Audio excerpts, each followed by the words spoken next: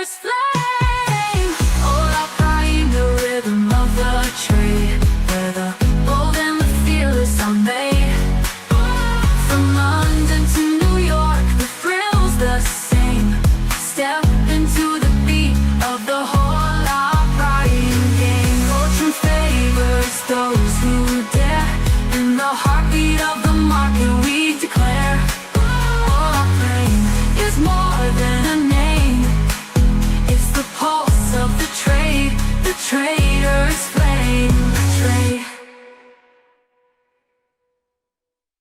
Chasing the charts under neon skies. Hola prime's the name where the profits rise. Fingers on the keys, dreams taking flight. We trade the future, we own the night.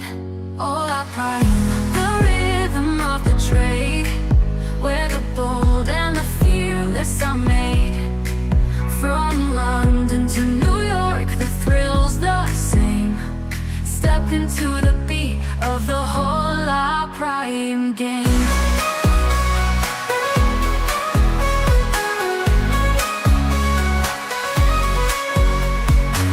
Candles dancing on the screen's bright glow. Risk and reward in the ebb and flow. Through the highs and the lows, we play this game, fueled by the fire of the Hola prime name. Every tick, every move tells a tale. Navigating storms, we will prevail. The charts are canvas, profits are aim. Pain and success with the Hola prime name. Hola prime, the rhythm of the trade, where the bold and the fearless are made. From London to New York, the thrill's the same. Step into the beat of the Hola prime game.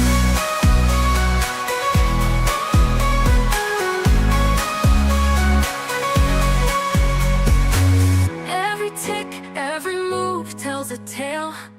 Navigating storms, we will prevail. The charts are canvas.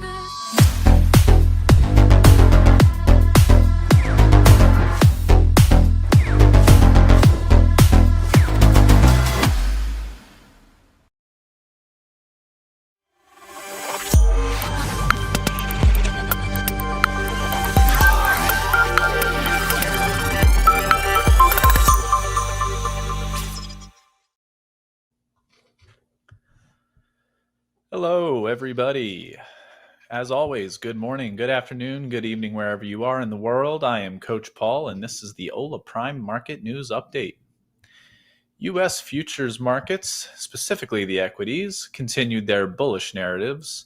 The S&P 500 futures traded up 0.5%, making a new all-time high of 65.23 and a quarter, and closing at 65.1650 on the day. The Nasdaq rocketed to the upside, gaining just under 1% during the session and closed at 23,762 and 3/4, while the Dow Jones struggled and eked out a very small gain and is currently trading at 45,657 as of this writing. On the international market news front, we had a long list of released economic data from the Asian markets this evening. For Japan, we had the Japanese unemployment rate come in at 2.3%, less than the expected 2.5% forecast. Also, Tokyo overall CPI came in as expected at 2.6% versus the last reading of 2.9%. Core CPI year over year came in at 2.5% and as expected. Retail sales year over year came in at 0.3%, well below the forecasted figure of 1.6%. And lastly, for the Japanese news, industrial output month over month was weaker than expected at negative 1.6% versus the negative 1.1% forecasted. South Korea's service sector output dipped to 0.2% in July from its previous reading of 0.5%. Also, South Korea's industrial output year over year came in at 5% above the forecasted increase of 3.5%, while industrial output growth came in at 0.3% in July, below forecasts of 0.4%. For the USD futures FX pairs, the US dollar showed some weakness today amongst the futures major currency pairs. The Euro USD had a nice bounce today, up 0.4%, closing at 1.1696 after piercing through the 1.17 level during this session. This comes after seeing some strong support at the 1.16 level. CAD USD logged a 0.3% gain on the day and is currently trading at 0.728, closing the day slightly above the daily 50 period EMA. GBP USD is currently trading at 1.3512, up less than 0.1% on the day. And the Swiss franc was mostly flat, gaining less than 0.1% versus the US dollar and finding more resistance at the 1.253 level in today's session. The Swiss franc is currently trading at 1.2494. Japanese yen gained 0.27% today and is currently trading at 146.91 against the US dollar. AUD USD continued its bullish trend, gaining another 0.45% in today's session and closing at 0.6535. Lastly, the New Zealand dollar still remains in its larger bearish channel, but gained 0.46% against the US dollar today and currently sits at 0.5885. On the crypto front, cryptocurrencies were mixed today. Bitcoin is up about 0.3% and currently trading at $112,366 as of this writing, while Ethereum is down 1.5% and is currently trading at $4,498. To touch on some others, we have Litecoin up 0.3%, trading at 113.63, XRP down 1.43%, trading at 2.97, and Solana is up 3.3%, trading at $214. On the commodity front, gold futures gained $24 per troy ounce today as it looks to rally towards the top of its 4-month range of 3,500 to 3,530. The all-time high sits just below $3,600 per troy ounce, and gold futures are currently trading at $3,475 as of this writing. Silver also had a big green day, gaining over 1.4% and closing at $39.70 per troy ounce. WTI crude oil futures gained 0.71% on the day and is currently trading at $64.25 per barrel. Near-term resistance sits at $65 per barrel on the crude oil futures. Key events for tomorrow. We have month-over-month core PCE price index data releasing at 8:30 a.m. Eastern Time, as well as some revised consumer sentiment and revised inflation expectations data releasing at 10 a.m. Eastern Time. Now, without further ado, it's time for our Quiet Markets live trading session with both myself and Coach Tiger, so let's get to the trading.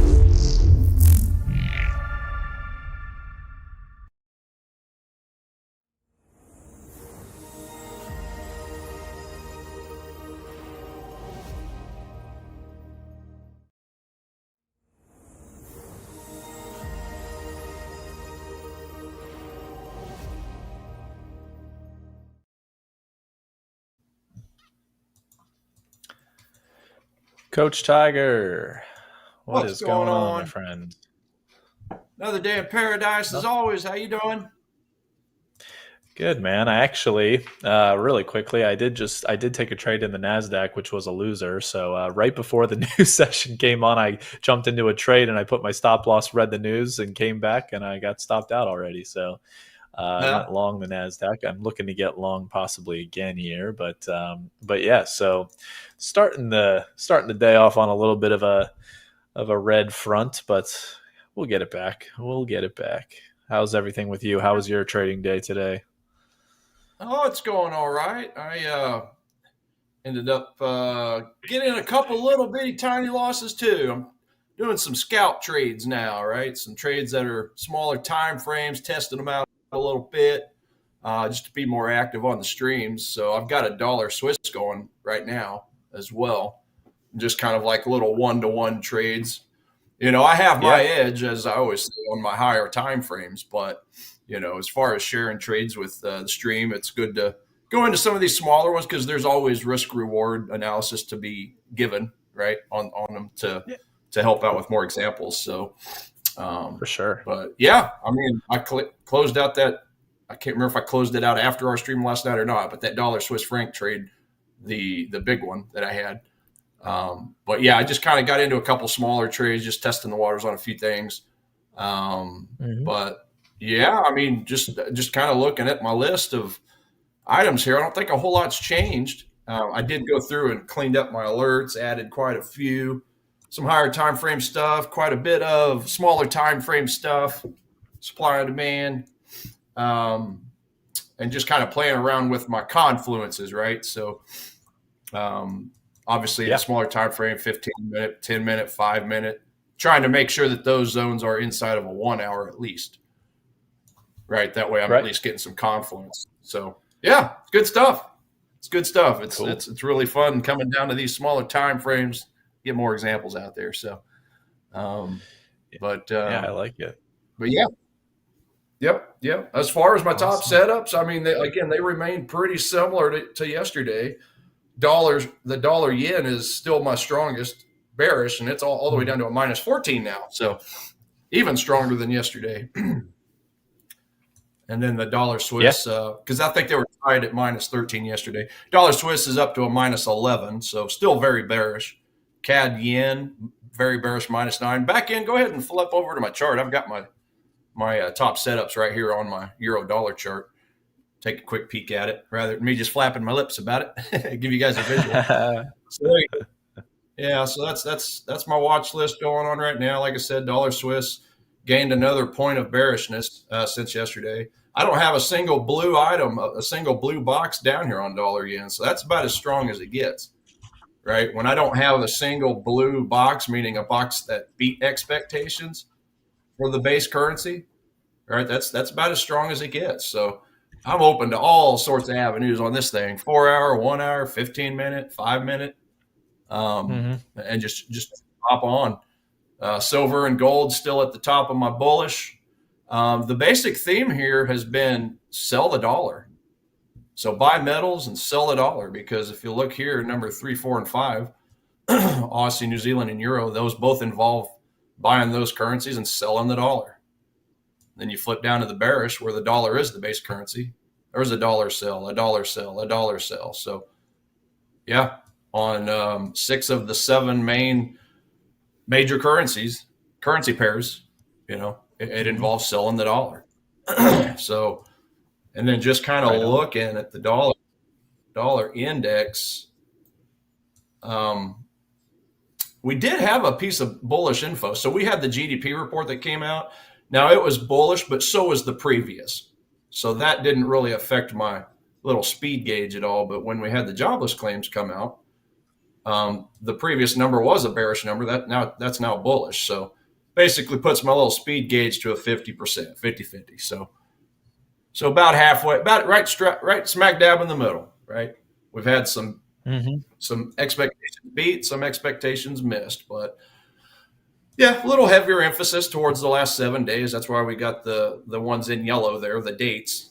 Anytime you see a date in yellow, that's within the previous 7 days, right? So, but yeah, they're both been bullish. So just the ebbs and the flows of this thing, it changes quite a bit. But as of right now, not really getting any types of strong bullish reasons to be buying the dollar. So it just so happens all the other currency pairs are stronger than the dollar at the moment when we're just looking strictly at fundamental data. Right. And let's see here. And another thing I was looking at was the put to call ratio. And I believe it was on the NASI. Yeah. So on the NASDAQ here, it's getting close to that extreme fear area again. Right? Extreme fear. So I like to look at that as kind of a contrarian signal. If everybody's selling, be a good place to potentially look to buy. So I don't really have a bullish bias on the indices at this time. They're still all down right at around 0, 1. I think S&P might be at 3. So still more so, still neutral. But if you're just looking at the contrarian signals, right, with retail traders, this one right here is the one that's the closest looking to scalp that thing. So I wouldn't be putting in big positions, higher trades, anything of that nature. But as far as scalping, small time frame trades, I must say, real quick, Tiger. I think you're right with NASI being the one, because I just shorted the NASDAQ up at. So I was down 180 to just start the session on my first trade to the long side on the NASI, and then and I lost. So I lost 183 or something, and I just got short, and I got my target profit got taken out at 23,738 ish. I made back 145 of that, so we're only down 38 on the nights now, and the NASDAQ just kind of took a little bit of a dump there, so that was pretty sweet. But sorry, continue. Just wanted to update my position there. Yeah, for sure. Yeah. For sure. I just spent some time going through my alerts. Let's see here. Wanted to recap the calendar real quick. So that was the GDP I mentioned, the unemployment claims. We already went over that. Yeah, that was really the only red folder events, huh? So looks like for everybody in the chat, it's all about the PCE report coming up at 8:30 a.m. Eastern Standard Time, New York City time, where they are projecting it at least to be the same as the previous number, 0.3%. And then Canada's GDP report comes out at the same time, 8:30 Eastern Standard, where they are projecting to be, previous was minus 0.1%, projecting this new report to be 0.1% on the positive, so 0.2% difference. So that is the main events leading up to the weekend. You got the University of Michigan consumer sentiment. Sometimes that moves market, sometimes it doesn't. That's for the dollar, but that's at 10 a.m. tomorrow, 10 a.m. New York time. So not really a huge one. So Friday's all about the Canada GDP and the USD PCE, all the acronyms, right?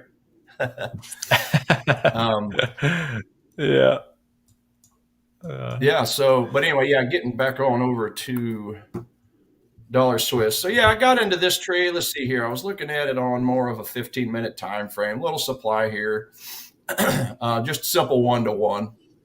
It is still a minus 11. Just looking at it, we've had a little bit of ebb and flow of late since 6 a.m. this morning, my time. So about 14 hours. So just basically looking to get into this little supply and just take it down for just a simple, maybe 1-to-1. I may even move this down a little bit. That's an old demand zone, so I just need to delete that. Let me see here. The only reason I put my take profit right here is because we do have a little bit of a demand right here with that red candle down before that candle up. 1, 2, 3 candles up. But I think I'm probably just going to pay a little more attention to the lower end. So I think after I look at that, I just threw it up without really digging in too deep. So I'm probably just going to drop that a little bit. Again, not a ton of money, but some action. That way I can play around with some risk reward management on a smaller time frame. Get some more examples out for everybody. So, that's the trade I'm in currently. Let's see here. What did I? I had a couple dumb trades this morning. I was playing around with the Euro Swiss and the Euro Dollar. Let's see, Dollar Swiss. So that was my trade I closed out this morning, actually. So $341 on my Hola Prime account, but it ended up being on my other account. It ended up being $1,538.79. So that's a higher, that's a bigger account. So obviously it'll be a little bit higher of a number, but it was a pretty good day. So that started my morning off wonderful. Yeah, that's nice. I am I am I am back in another short here on the Nasdaq. It just did a little bit of a bounce, and I got in short for a cheap little 3.5 point risk here. See if we can't continue to the downside after that big move. So we had a. If you actually don't mind, I'll share my screen really quickly. Yeah, go right ahead. If I Yeah, for sure. Yeah, awesome. Yeah, I'll share it. Show everybody what I'm thinking here. But I actually might get stopped out before we can even share this. But I will. But we'll give it a go here. Give And her a go. talk about the quick session or the quick. Then I just got stopped out. So just not quick enough. Not quick enough production. By the way, Okay, so, look at this. You can see all my arms now. I got a bigger green screen. It's like 10 feet wide. So you can see all of my arms now. That's awesome. Let's see here. Love it. What happened there? That one's cut off. Oh, well. Yeah, it's great. I think the same thing happens with mine, honestly. Yeah, I had two green screens. They were just too narrow. So I was putting one kind of behind the other and staggering it behind it. And it just was kind of causing some challenges. So we're good to go now on that front. Right.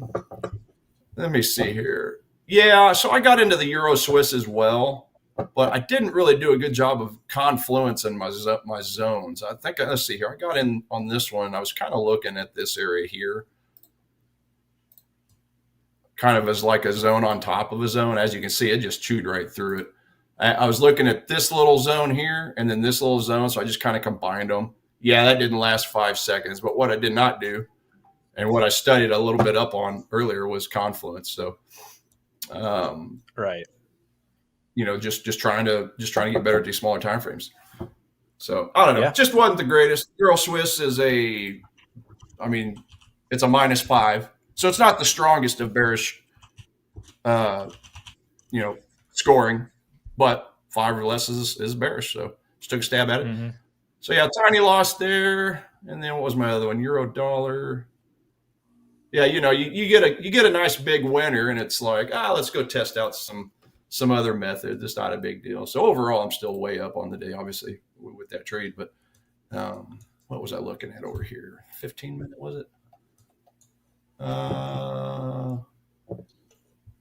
Oh, yeah, here it is, 5-minute. Yeah, so here's another one. I was taking a look. This one just kind of barely knocked me out. I didn't give it enough wiggle room. But yeah, I got in right in this area. And then, same thing. It just kind of went sideways for a while. Just barely wicked me out. So I didn't have I had too tight of a stop, and then it ended up going. So there you go, guys and gals watching the chat. That's this is one thing that'll madden you, right? You may be completely right in your direction, but sometimes we just place our stops a little too tight. So just one of the little nuances I'm playing around with. In hindsight, I should have just given a little more wiggle room, right? So that was Euro dollar, Euro Swiss, small losses, but dollar Swiss, big winner. So it's taking care of all these tiny losses. Not a big deal. Mm-hmm. So I'm calling those my scalp trades, right? No, for sure. Well, I am short again the Nasdaq here.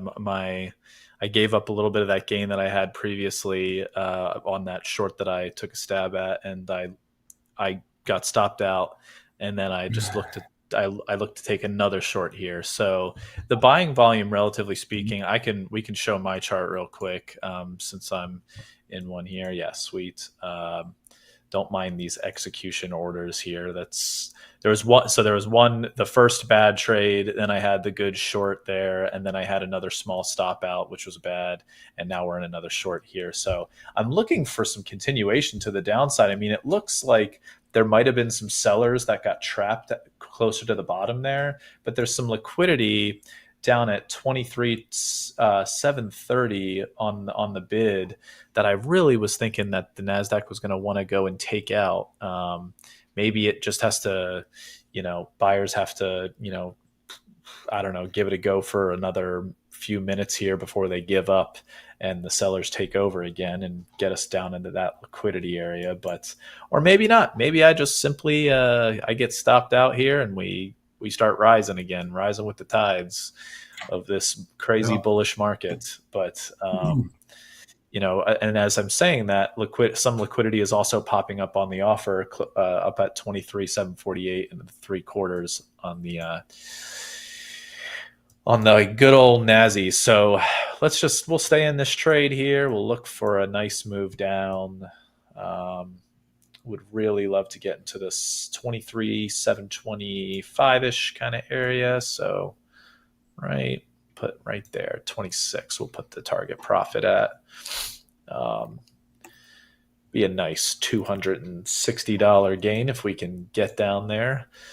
But what was your score on the NASDAQ? What's your score on the NASDAQ as of today in terms of sentiment and everything? Is it relatively? Yeah. NASDAQ is a NASDAQ. I think it was a. Let me look here.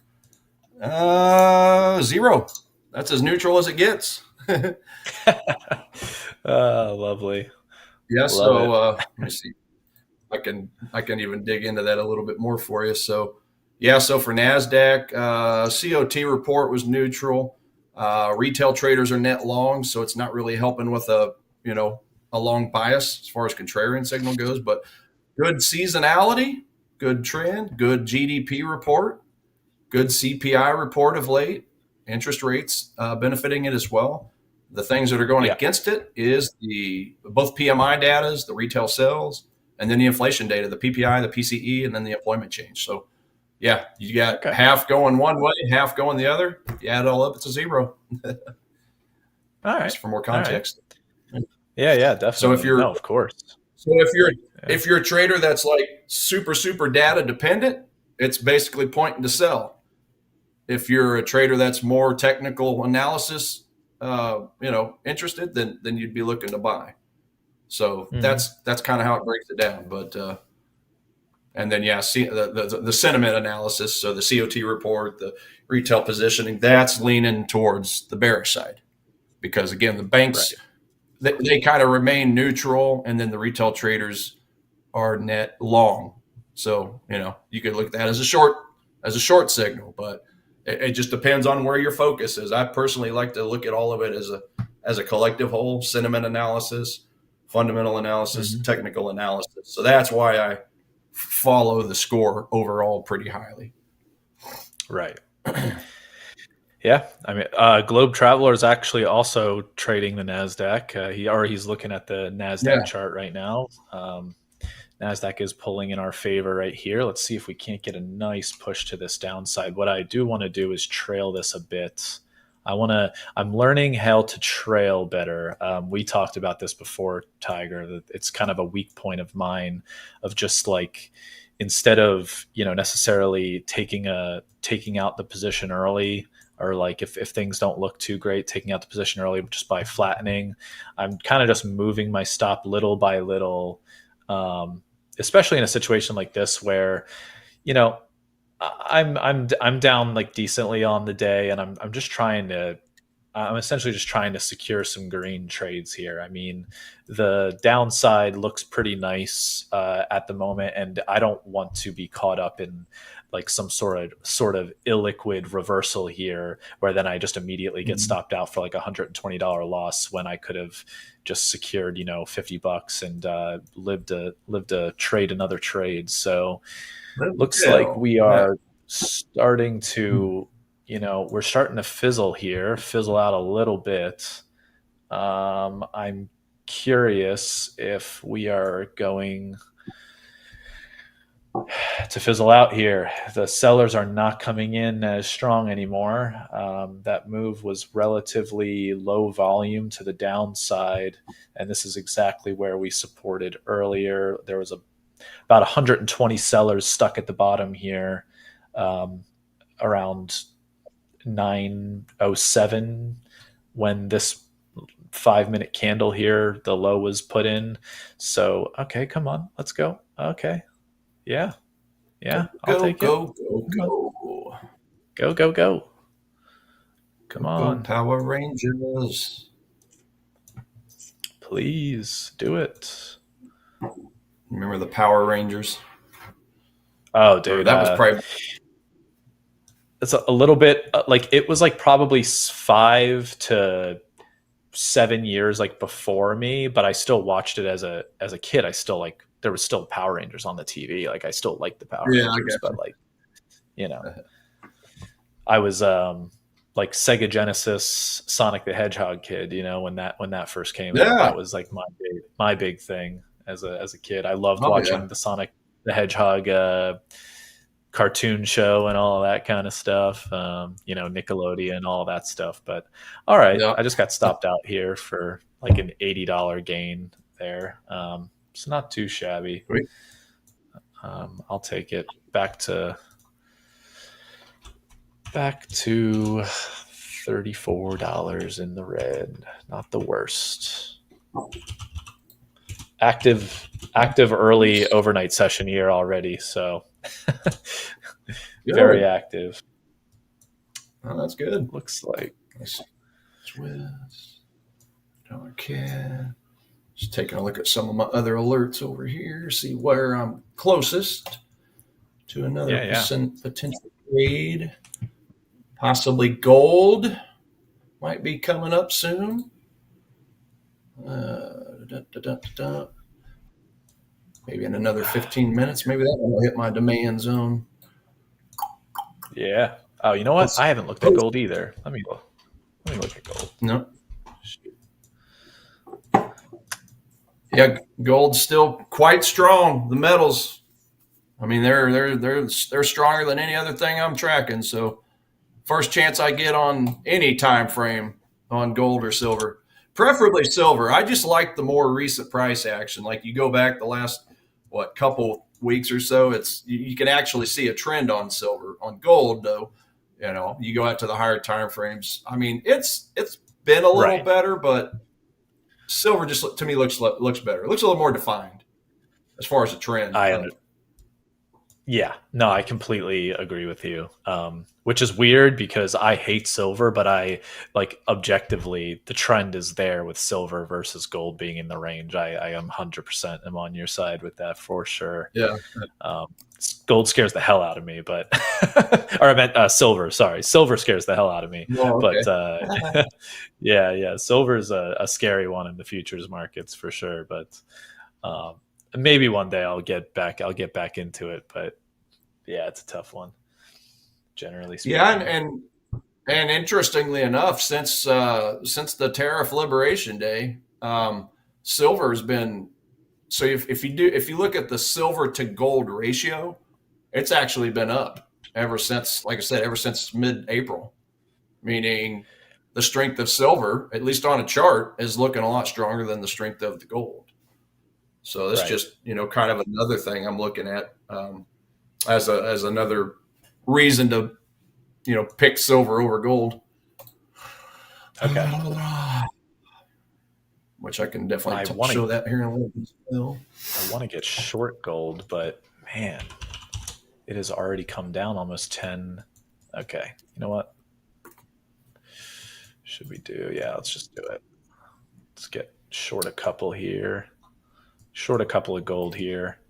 I'm going to hold my stop right above the EMA. I could be shorting the bottom here, but based on my market profile analysis, we could see a retracement back into 3466 to 3466 half level, which is roughly point of control of the previous trading session. So let me get my target profit in the right place here. Okay. Oil. So we are short now. Short the gold. Sweet. Looks like we got a poll question. WTI sliding under 63.5. Is oil just cooling off or headed for a bigger dip? Yeah, I was actually just looking at the fundamentals on that thing just for context. I mean, almost all the fundamental data is pointing down for oil. The PMI, I mean, everything, PMI, retail sales. Now, inflation. So basically similar to what I just said for the NASDAQ a minute ago. It's pretty close to the same thing. Yeah, Economic down. even though it feels Yeah. like all the fundamental data is pointing downwards, I'm just going to be the contrarian and say it's just consolidating for another upward move. I'm that no Yeah. reasoning aside from just being the contrarian. No other reason. Yeah. Yeah. I mean, it has its place. And with oil being so difficult to pinpoint, like, I know we talked about it a few times lately. Me and Michael just having troubles finding spots on oil. Because again, it's still fairly new to me. I don't know how long he's been trading oil. I think he said about a year and a half, something like that. But yeah, I mean, I it's just funny. I did pick that supply last night, so I got to brag to him this morning that I picked that supply zone I told you about, the little 15-minute zone, because it did end up dropping for what would have been a 2.5 to 1. So, but I mean, let's see here. So the nearest big round number for oil is the 65 number. It is at 64.13 right now. So it's still got a little bit of work to do to get up to that level to be a potential sell. And at that $65 level, oh, wouldn't you know it? There's a little bit of a supply zone right in the middle of it on a 2 hour time frame. So, ooh, I'm going to put an alert there just so that I don't forget about it. 64.80. So that's the proximal line of that supply zone. So, and then oil, as far as the top setups, I believe it is. So it's a -2. So it's pretty well neutral, but it's just a little bit more bearish than it is bullish, right? So, when you're just strictly looking at the economic data, got to do some more digging into OPEC's website. I have went a few times and looked on their site, but it's just like economic jargon to the 10th power, if you know what I mean. Yeah, dude. Oh my God. Yeah. I tell you, dude, I say this to everybody that is not like in the finance kind of sphere, and they like, a lot of people will say stuff exactly like what you're saying, where like the jargon sometimes is just like, what am I reading? And all I say to them is, I say, it sounds smarter than it is every single time in the finance world. Any of the jargon, it all sounds like everybody's smarter than they really are. It's just a bunch of made up words to sound smart, I feel like. Yeah. So, well, not only that, but nowadays they're probably using Chat GPT or DeepSeek to create those types of stories to make them sound smarter than they are, right? Oh yeah.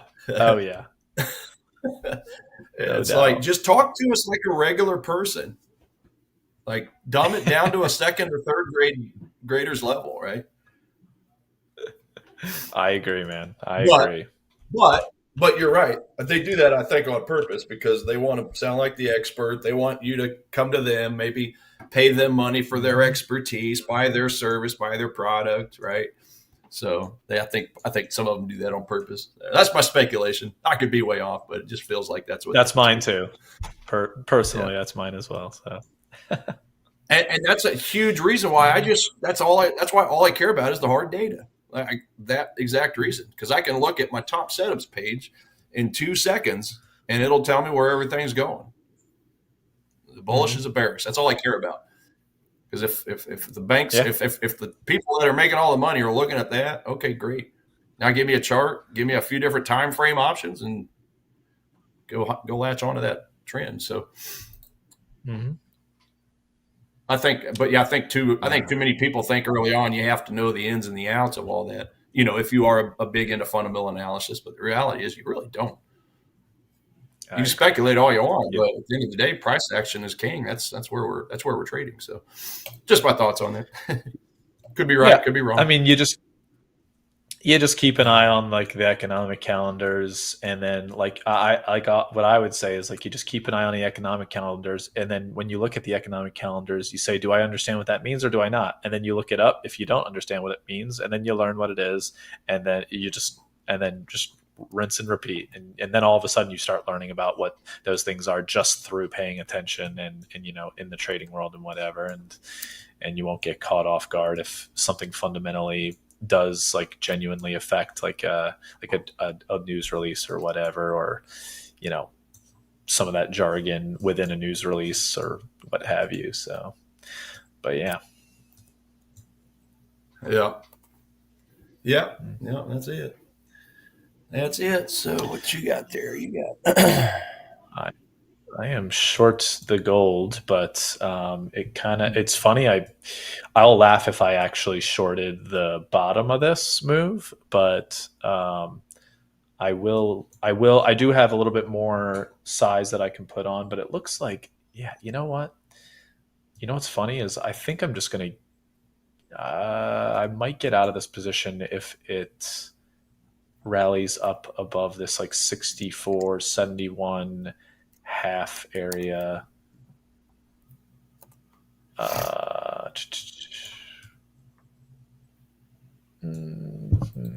Sorry, I've just got to do a little bit of looking at my order flow chart real quick. Sure. Just looking at a few charts here. Okay. I'm just going to keep it at the 50 period moving average. I'll keep it there. That's fine. I'm going to get short one more on this pop up here, and that'll be my full position. If we rally up to the 50 period EMA on this 1 minute, then so be it. I believe this is the 9 period on the 5 minute here that I'm right above. So let's see what happens. Okay. And one other chart. Here we go. GC. Got like 40 charts I'm looking at the same time. Ridiculous. For the same product. Yeah. Okay. 1 minute. Ooh, okay. So on that last 1 minute buy there, we had some relatively large buyers buyers kind of get trapped, as our friend and coach Sam would say. It feels like so. Short might have some more room here. We might see some sellers pop in again.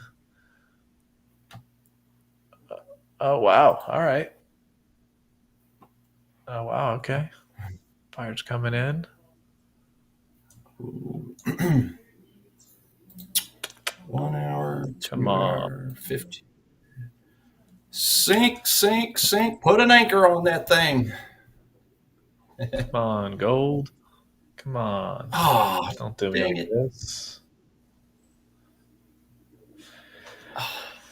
This is exactly where you need to reject, gold. It's fine. I don't mind you hanging up here for a little while. You can hang out for a little bit and then go back to where you need to go. That's okay.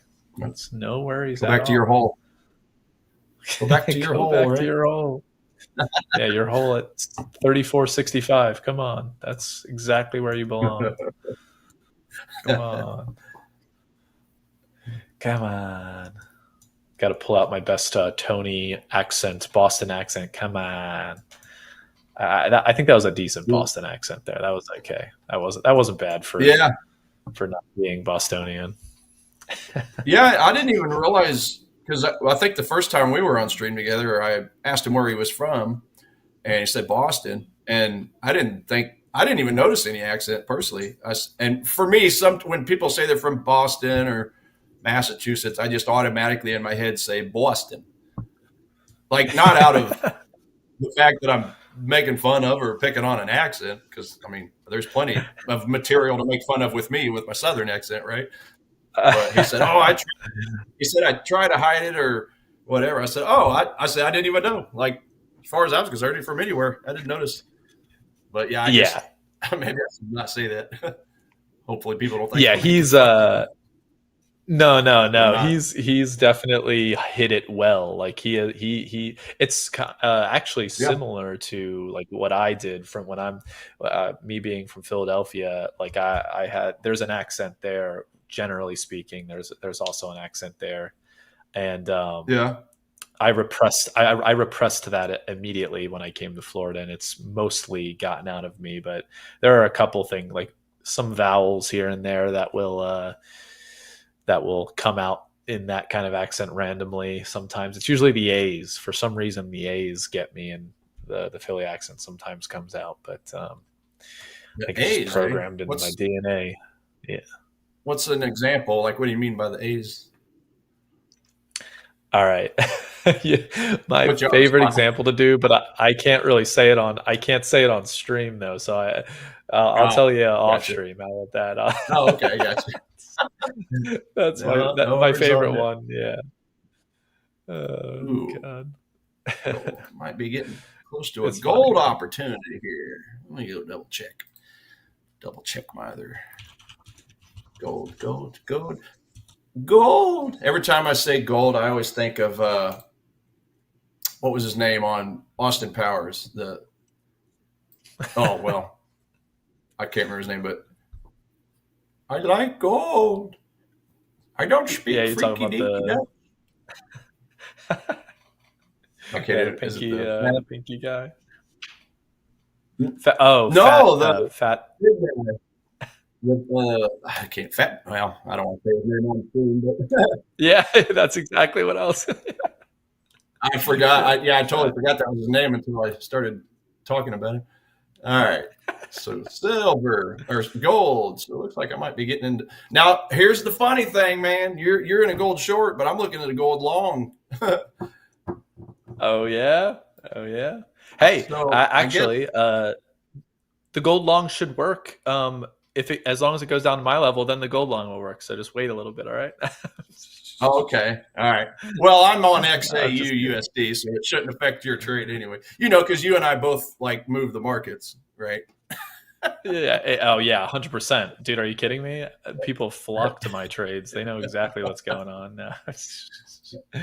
All right. Man. I'm just No, gonna no, no. I'm just put kidding. this But pending status real quick here. what kind of time frame are you Well, looking to? What's your risk to reward? Are you looking at on the gold long? like a 2 to 1. This is oops. This is just like a what is going on with my? Oh, I'm hitting the. I was trying to hit Control Tab to flip screens, and I kept hitting the Windows button. Just like a 15-minute demand, just like a little demand pushed up pretty decent, pushed up at about a 3 to 1, but it's hit it on one broker. It has not hit it on the GUI trades at the moment. So let me see here. Just looking for a rejection candle. Might take another minute or two. We'll just keep a close eye on it. Yeah. 10:30. Yeah. Well, I guess I got to wait. I'm starting to put my alerts a little bit ahead of my zones now. That way they alert me just before it touches, just to give me Good that idea. extra minute, couple minutes or so to put a pending trade up and then decide if I want to hit, submit as soon as it hits my zone and gets a rejection. So, yep. So false alarm, still waiting on it. It's still got to come down a little bit more. Yeah, 15-minute demand. Looked nice because I had 3 beautiful green candles come out of it. Yeah, it's more about the structure on these smaller time frames. I mean, I would like to see obviously volume spiking as well on those candles exiting the basing action, but yeah, it's just I don't know. I don't feel like it's as big of a deal Mm-hmm. versus if I'm putting a much larger percentage of my account on the line for a higher time frame where I've got more wiggle room. Smaller time frame, just give me some of these simple bounces. I'm good with it. Yeah. Yeah. For sure. Dude, this gold trade is brutal, man. This is brutal. Yeah. I've been in this trade for almost 20 minutes at this point. This is boring as heck, man. Need to find something else. Yeah, and then that's what 5-minute time frame you're on. Okay. Yeah. Huh. Come on. Price? Price is just going to be No. different for you than versus me. Well, yeah, I mean, because like that looks like the silver. That looks like my ZAG USD price action. Not Oh, gold. yeah. You did say you're in gold, right? Yep. NG. I'm in the micro gold. Oh, okay. I guess the price action just looks a little bit different on my end. Huh. Here, Usually they're pretty close, but looks a little bit more on the different side right now. But this is what regular gold looks like, and then I'll pull up silver real quick. Yeah, silver looks the same. Yes, silver and gold look relatively the same that I'm looking at right here on the 5-minute. If you pull that, like if I pulled up silver here, and then you look at gold right there. Yeah, so it's relatively similar, somewhat. Yeah, just as far as the XAU, it just looks a lot different right now. Pretty close though. Okay. Gotcha. Not a lot, not enough. Yeah, that's what I was meaning. Not enough to write home about. Right. Are we gonna break out here? Am I gonna get stopped out? Is that gonna happen? Is it gonna happen? It's one tick away. It's Aerosmithing it. Living on the edge. I am out. Wow, I love how I shorted the bottom there. It just waited for me to get to the bottom and then shorted it, and now it's done. All right. It's radar set on. It's radar set on Paul's trading account. Nobody else on Earth. Right? It was just you. Yeah, and I'm a little disappointed because it missed my. I had that alert go off, right? Well, it missed the proximal line of my demand by like the most, the tiniest amount, and now it's obviously doing what it's doing. It's because obviously the ZAL USD. Damn it! There it goes. It's taking off now. See ya. Yep. It said we gone. See you later. Yeah, pretty decent volume too. So. Oh well. Now, maybe. The question is, do I get short the NASDAQ now? That is the question. That is the question. Do I get short the NASDAQ again? Let's do it. I am short the NASDAQ. I am going to have my stop above the 50 period here. Okay, see if we can't finally bust through. Let's bust through. All it takes is one. Get the party started. See, I like my dollar Swiss short that I'm in because my RSI is giving me some nice looking divergence on the 5-minute time frame. So I'm liking that pretty decent. I mean, a really nice divergence, but divergences aren't the only thing. It's just one little piece of the puzzle, but it is a piece I love to see when that momentum starts to kind of roll over. Yeah. Come on, NASDAQ. Sank.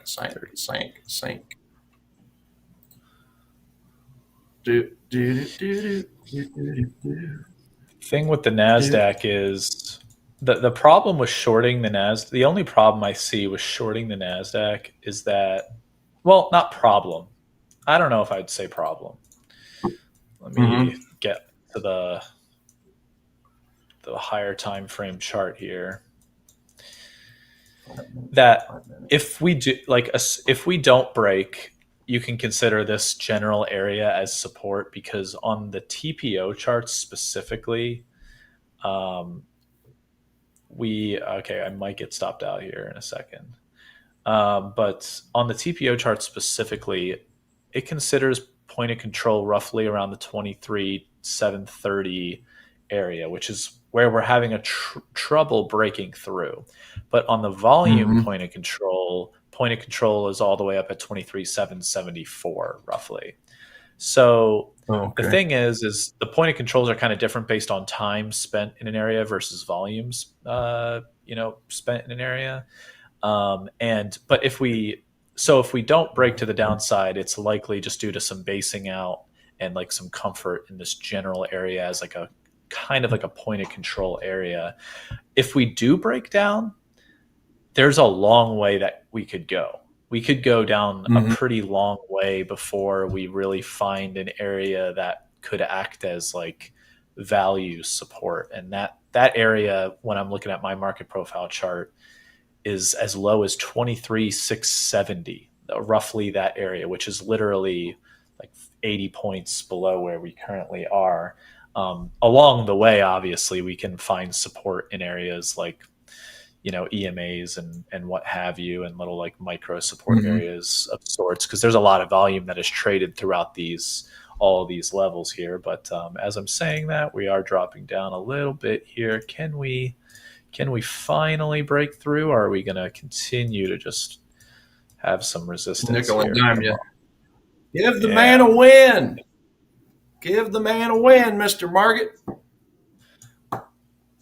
I keep Yeah, making that my 20, money back and then I lose it, and then I make my money back and I lose it. This has been the whole day today, is me just fighting, tug a rope with the markets, which usually just tells you oh, probably chill out a little bit. Don't trade too much more. right, sure.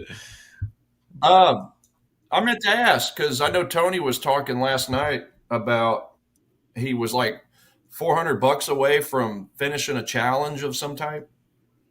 One of the was it Yeah. the X Project X or something? How did that go for him So today? So it was he purchased a direct account, so he can essentially Oh, start okay, the direct making, account. get it. He's funded essentially, and he just Yeah. needs to follow the consistency rules to get payouts.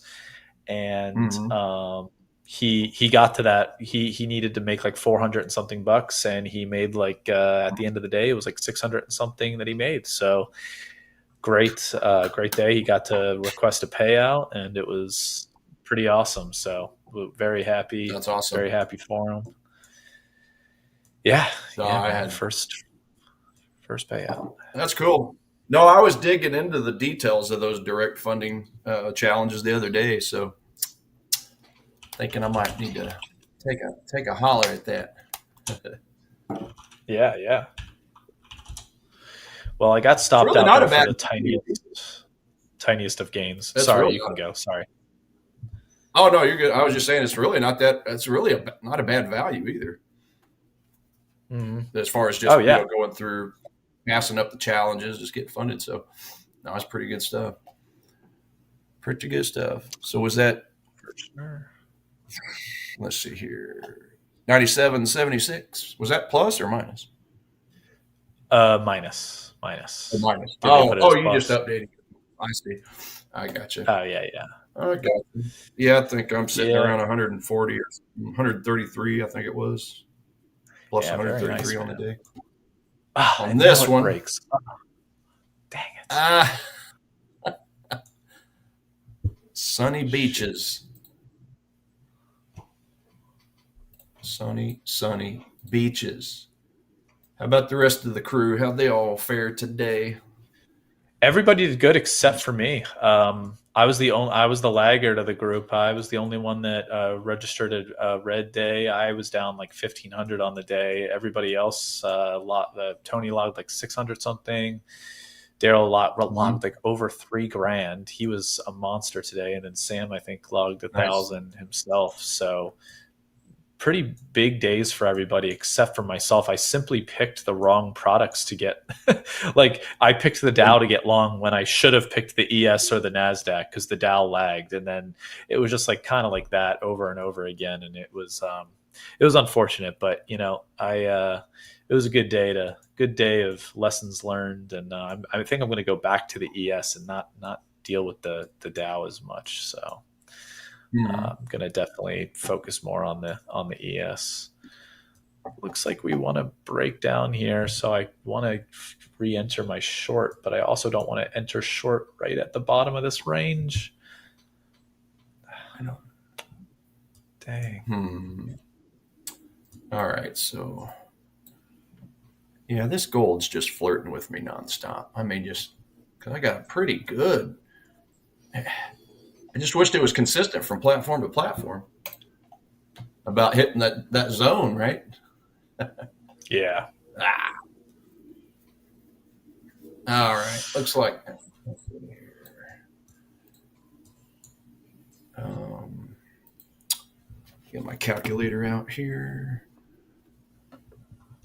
Positions 41, 41.01 minus 150.85 minus 57.12 minus 916. Okay. Okay, so closed new daily total is up 123. All right, got out of that dollar Swissy for a tiny microscopic loss, so didn't take away a whole bunch, just a little tiny bit of money there. So it looks like I'm about 123 up on the day now. And now I'm looking at this gold. All eyes on gold. The shiny yellow stuff. Oh, shiny yellow metal. Good old shiny yellow. Shiny yellow. Stop loss, take profit. 3407.17.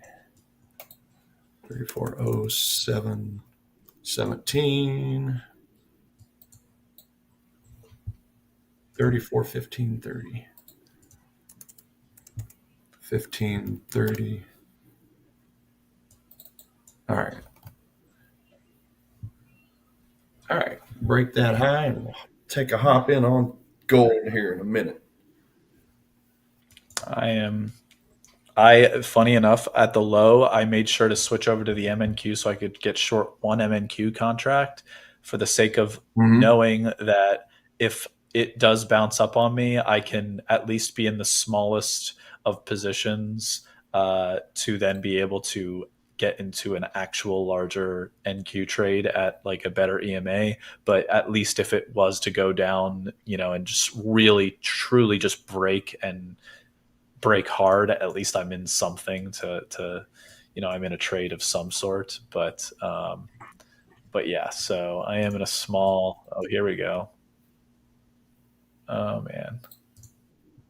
Okay, I'm in three MNQ. Wow, it just actually held up there for a second at the low. So I'm in 3 MNQ, and I will definitely scale into more if we come back to that little 21 period red EMA line. So kind of like a average in or dollar cost average. Yep. Yeah, of sorts. Now, excuse me. As far as getting in, if it does come up there, like you said, and add to it, does it matter to you if price wicks straight up on that candle, or would you prefer a couple candles to kind of curl around to do that, or does that go affect any decision making? Well, not really the candle necessarily, but like if I'm looking at the order flow and there's just like spikes in the order flow upwards and there's just obvious rejection of like aggressive sellers, then I would not want to. I would just let it go and not even get short. I wouldn't even get into more of a position. I just let my position ride. Keep looking at the order flow, seeing if anything changes, because I'm not going to just unnecessarily get into more of a position if I don't have to just save myself some money. So it's really only if like kind of like what you're saying, like if it somewhat subtly gets back to the level, like and relatively naturally gets back to that level, and just looks weak, then I'll get into more of the position. But if not, I just let it go and keep my stop where it is and everything, and not okay, so shoot myself in the foot necessarily. Yeah, so basically the order flow is way more important than the shape of the candles or the wicks. Right. Yeah, definitely. Okay. Very fair to say. because a 1 minute candle can look different than a 5 minute candle, which can look different than a 15 minute candle, which can look, Yep. it's like all that stuff. It's like it can look however you want it based on the candles, especially when you're intraday trading. Right. So That's true. I just mainly kind of want to follow the order flow here and see how aggressive buyers and sellers are. Yeah. Because the order flow is present. The candles are the past. Yeah. Exactly. Yeah, exactly.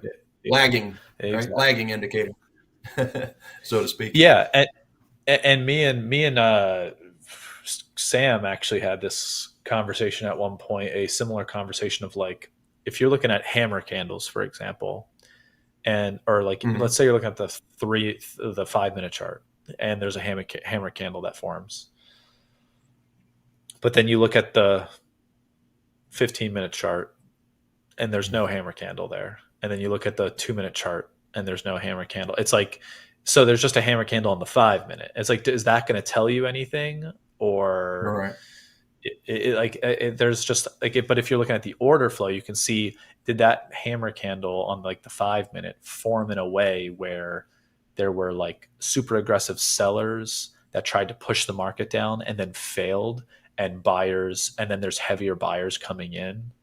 Like you can look at that on the order flow versus like just like a candle on a specific time frame. Although candles can definitely point towards like they can insinuate some of those order flow situations, but like I might as well get it directly from the horse's mouth instead of assuming based on the candles for the futures markets. So yeah. Well, no, and that's a great answer. I mean, that's exactly why I like to look at confluence when it comes to a zone inside of a zone, right? A 1 hour and a 4 hour, a 15-minute and a 1 hour, et cetera, a 5 minute inside of a 30. Because I want to be jumping into trades where, regardless of your time frame, people are seeing similar things and using that as a demand zone, supply zone. So, that does help a lot, because sometimes if I look at a 1 hour demand zone, go down to the 15 and it's just nothing more than a little bit gradual of a turnaround, well, it's not showing a strength. That's not really showing a strong exit from that zone. So that's what I just love about confluence, because it draws in traders of different time frames to have the same concept or the same idea. Yeah. Oh, buy stop hit on gold XAU USD.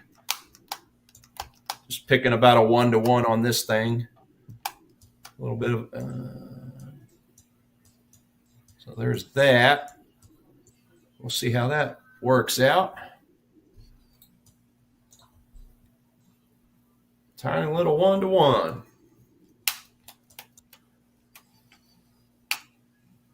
Yeah, it got right to the demand zone. But I've had a lot of them lately where I've set up a supply or a demand zone and price get right to it within a couple pips on some of the higher time frames, and it just run off and leave me as if it had hit it. So that's exactly why I'm starting to set my alerts a lot closer, just so I can be notified beforehand. Because if I start to see volume coming in, or some of those engulfing candles, even if it's just ahead of the zone, hey, I might just jump into taking that trade early. Right. Yeah. I mean, I prefer it to hit so that it can collect those unfilled orders, but if price action is showing me those types of results lately, I guess I got to adapt, right? Right. Adapt. Right. Exactly. Markets are ever changing. Always got to adapt, for sure. Por supuesto.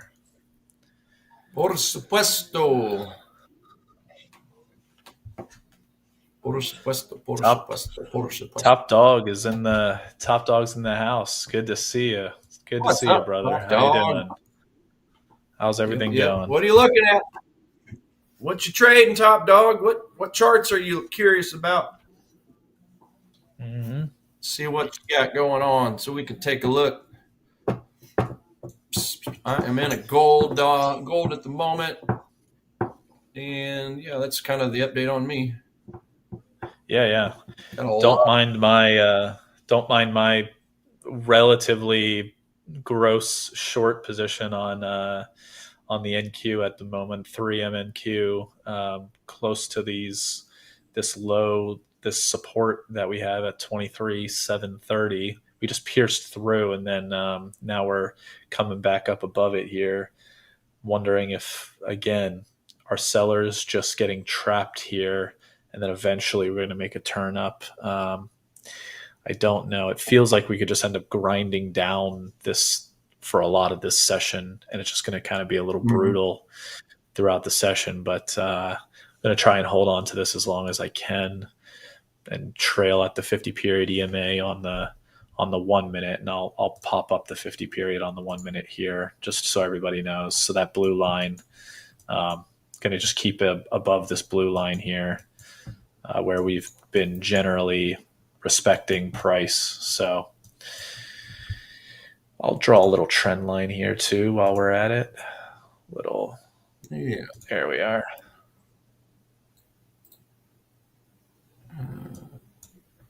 NQ down 30. Down 30. CAD Swiss.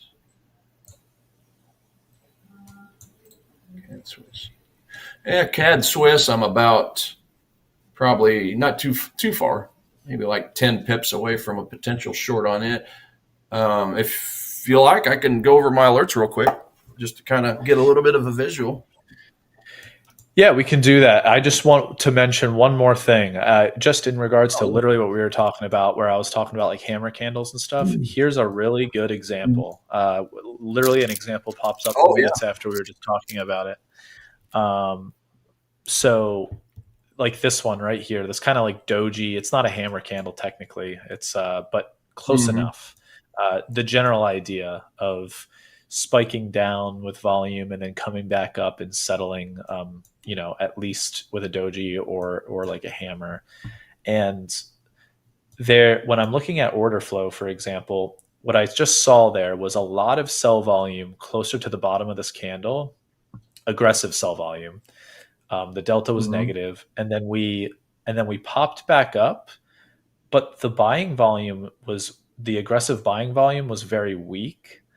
And normally what I would see on like a reversal is like there'd be like all of a sudden larger positive deltas would start coming into the market here, like aggressive positive deltas, and then we would just make the reversal.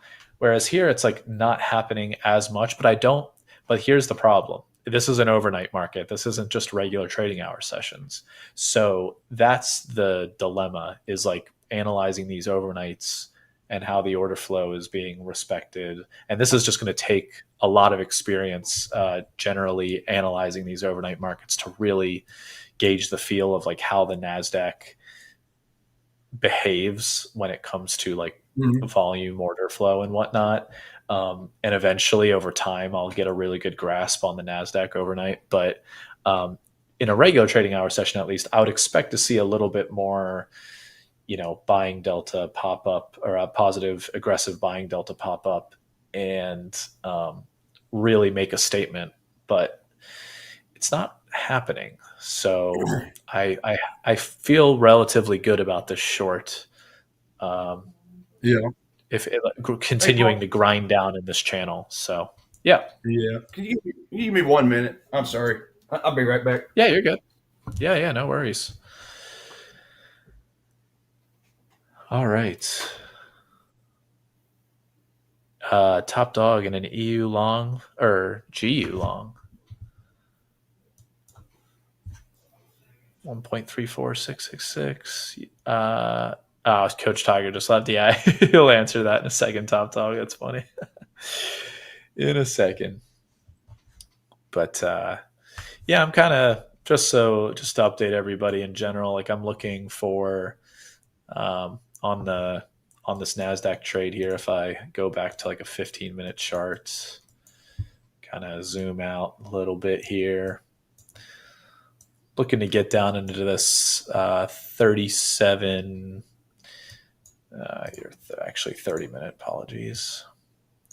Looking to get down here into this like 37.12 area, kind of somewhere where we previously in the regular trading hours had pierced through a couple times before eventually breaking out and settling, a little bit higher. But yeah, I feel like there's a lot of there could be a lot of general support in, let me get this tool going here, this area. There, that was off. Jeez Louise. Here we go.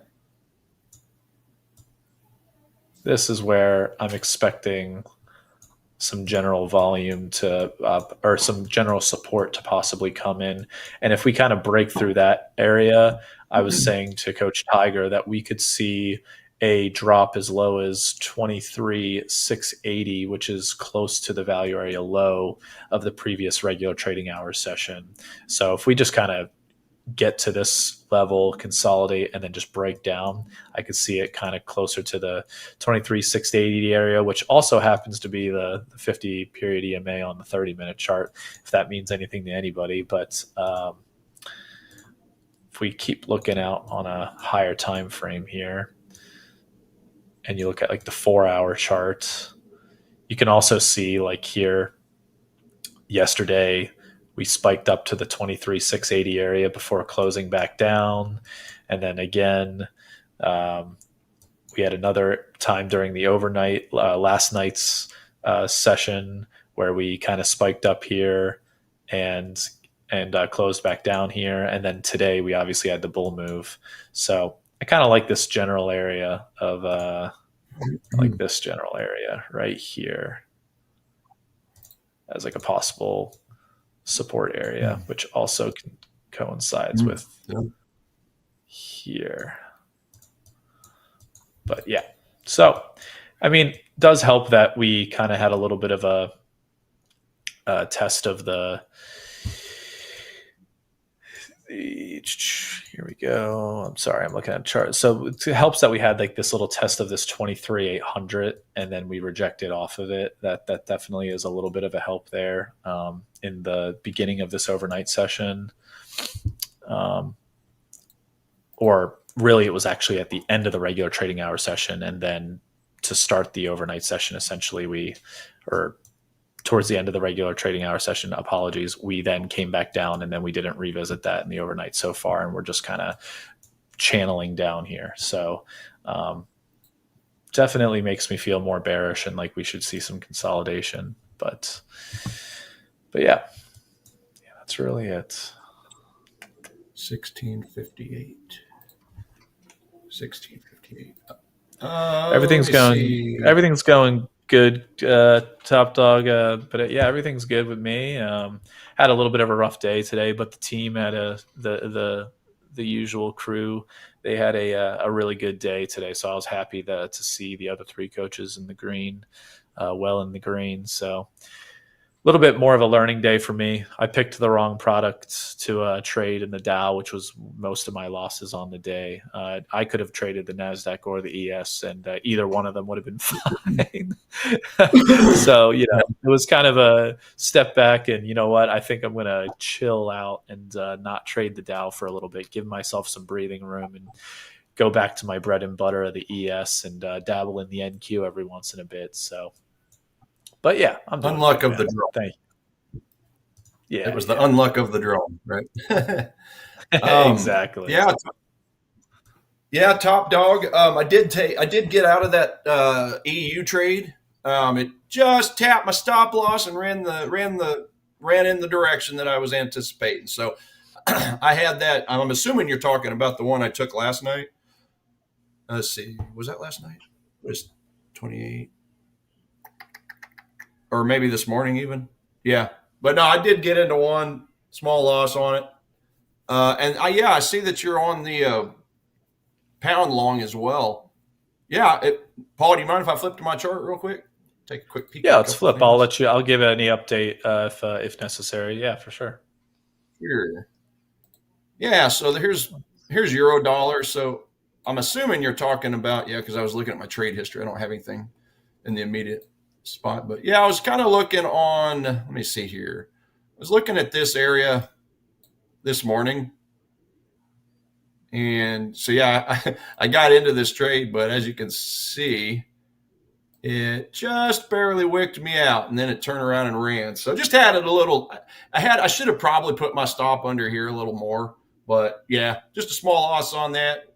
Ended up going my way, came back, turned around and went higher. So euro dollar is still a nice bullish bias overall. Let me just go back to my top setups real quick. Yeah, euro dollar. So it's a positive. It's a bullish score of a 6.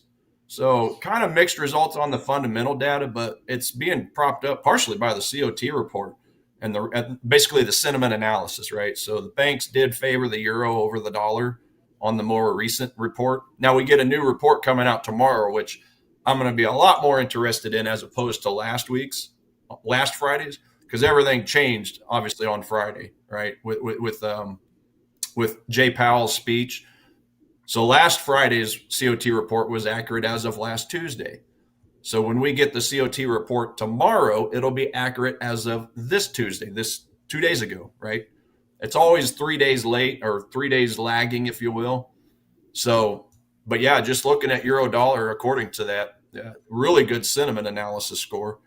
Not the greatest technical score, and then kind of mixed on the economic data. But because of the sentiment, the strong sentiment, that's why it's gotten a score of a 6. So yeah, definitely be buying this market as opposed to selling it. So yeah, I took a small stab at it, just kind of playing around with some of these smaller time frames.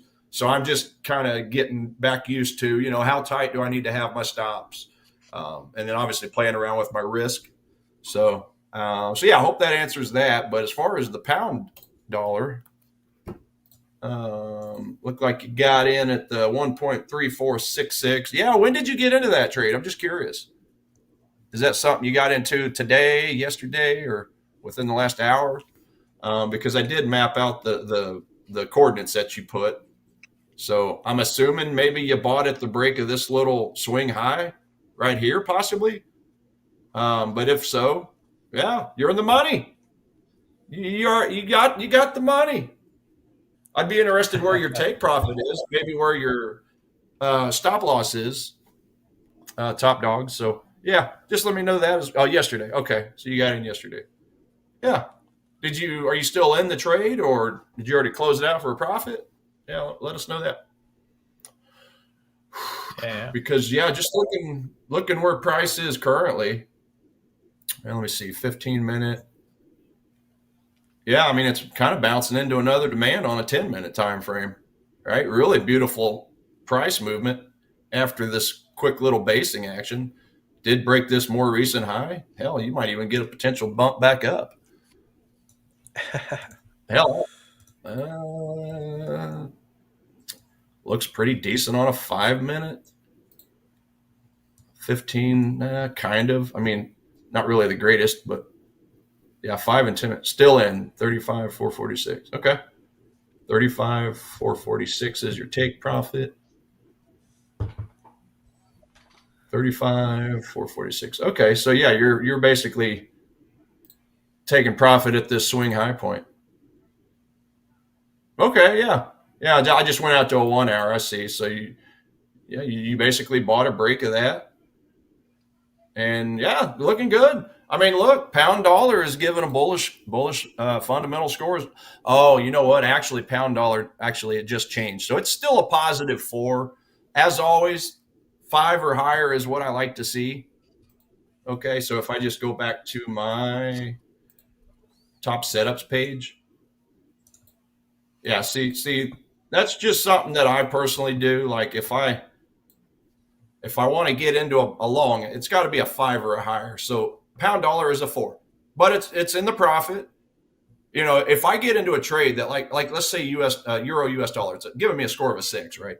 Well, if a report comes out and I'm already in that trade, maybe it goes down to a 4, maybe it goes down to a 3. I'm not saying I'm going to close that trade, no, because it's still way more bullish than it is bearish, right, or neutral. So anytime you guys hear me say it's a neutral, It's a neutral score. That just simply means I'm not interested in getting into a brand new trade while that's a score of 4, 3, 2, whatever it is.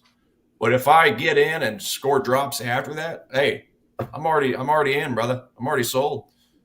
Right, already sold on the move. So I got to trust my momentum at that point. So, but yeah, pound dollar the last couple of days, actually all week, it has been a 5 or higher. But again, it just recently dropped to a 4. Let me see here, calendar wise. Let me go select my week on my fundamental calendar here. Yeah, so we had. I mean, that GDP report yesterday is actually what kind of changed that. Good for the dollar, right? It was a good GDP report. So that drops a point right there just because of that. Unemployment claims, we beat expectations. So we had 2,000 less unemployment claims. So that's another good report for the dollar. So that's the whole reason my score dropped from a 6 down to a 5 down to a 4. Mm-hmm. But that's just one report. Overall, as you see actually, I could actually pull that up. Well, it's going to look very similar to the euro dollar. So let's just look at it that way, right? It's going to look very similar. But yeah, the euro, if I'm looking at if I'm taking a quick look at my eco surprise meter, the euro, so the British pound has beaten, it's had 71% of its reports have exceeded expectations. So that's outperformance. That's economic outperformance. The U.S. dollar is sitting at a 50%. Well, if the pound is 71%, then yeah, it's a good idea to take a buy, relative to the dollar. So it's a stronger currency. So yeah, if you're looking at it just strictly on that, yeah, absolutely, you can still get in that thing. So, but no, you're already. Let me see. Go back to my pound dollar real quick here. But yeah, pound dollar for me. I mean, I'm kind of looking at a couple spots here. So I'm looking at let's see. So I have a 4-hour demand to start with. Go back down to some smaller time frames, 30-minute, 15. Where did I see that? Yeah, this general area right here. That's where I'm looking to get in. So basically, the 50% of the 4-hour zone. Now, something else I like about that area, if I'm looking at it right, let's see here. Thought I saw some conf. Oh yeah. So here's another thing I like about that area. Over here, I had a former resistance point back in time. It's running right through the distal line of that supply zone. So it's just a nice little. Wait a minute. Hold on a second. Where am I at? Oh, I'm looking at the wrong one. I'm sorry. I need to be looking up here. I thought I had a line somewhere up here. Oh yeah, right here. Oh yeah, so it's in the middle. So yeah, you got that dash line. Sorry, I'm being confusing on this, but that dash line goes across a couple little former resistance points as well back here. So it's right in the middle of that demand zone. May seem like just something minor, but that often has effects.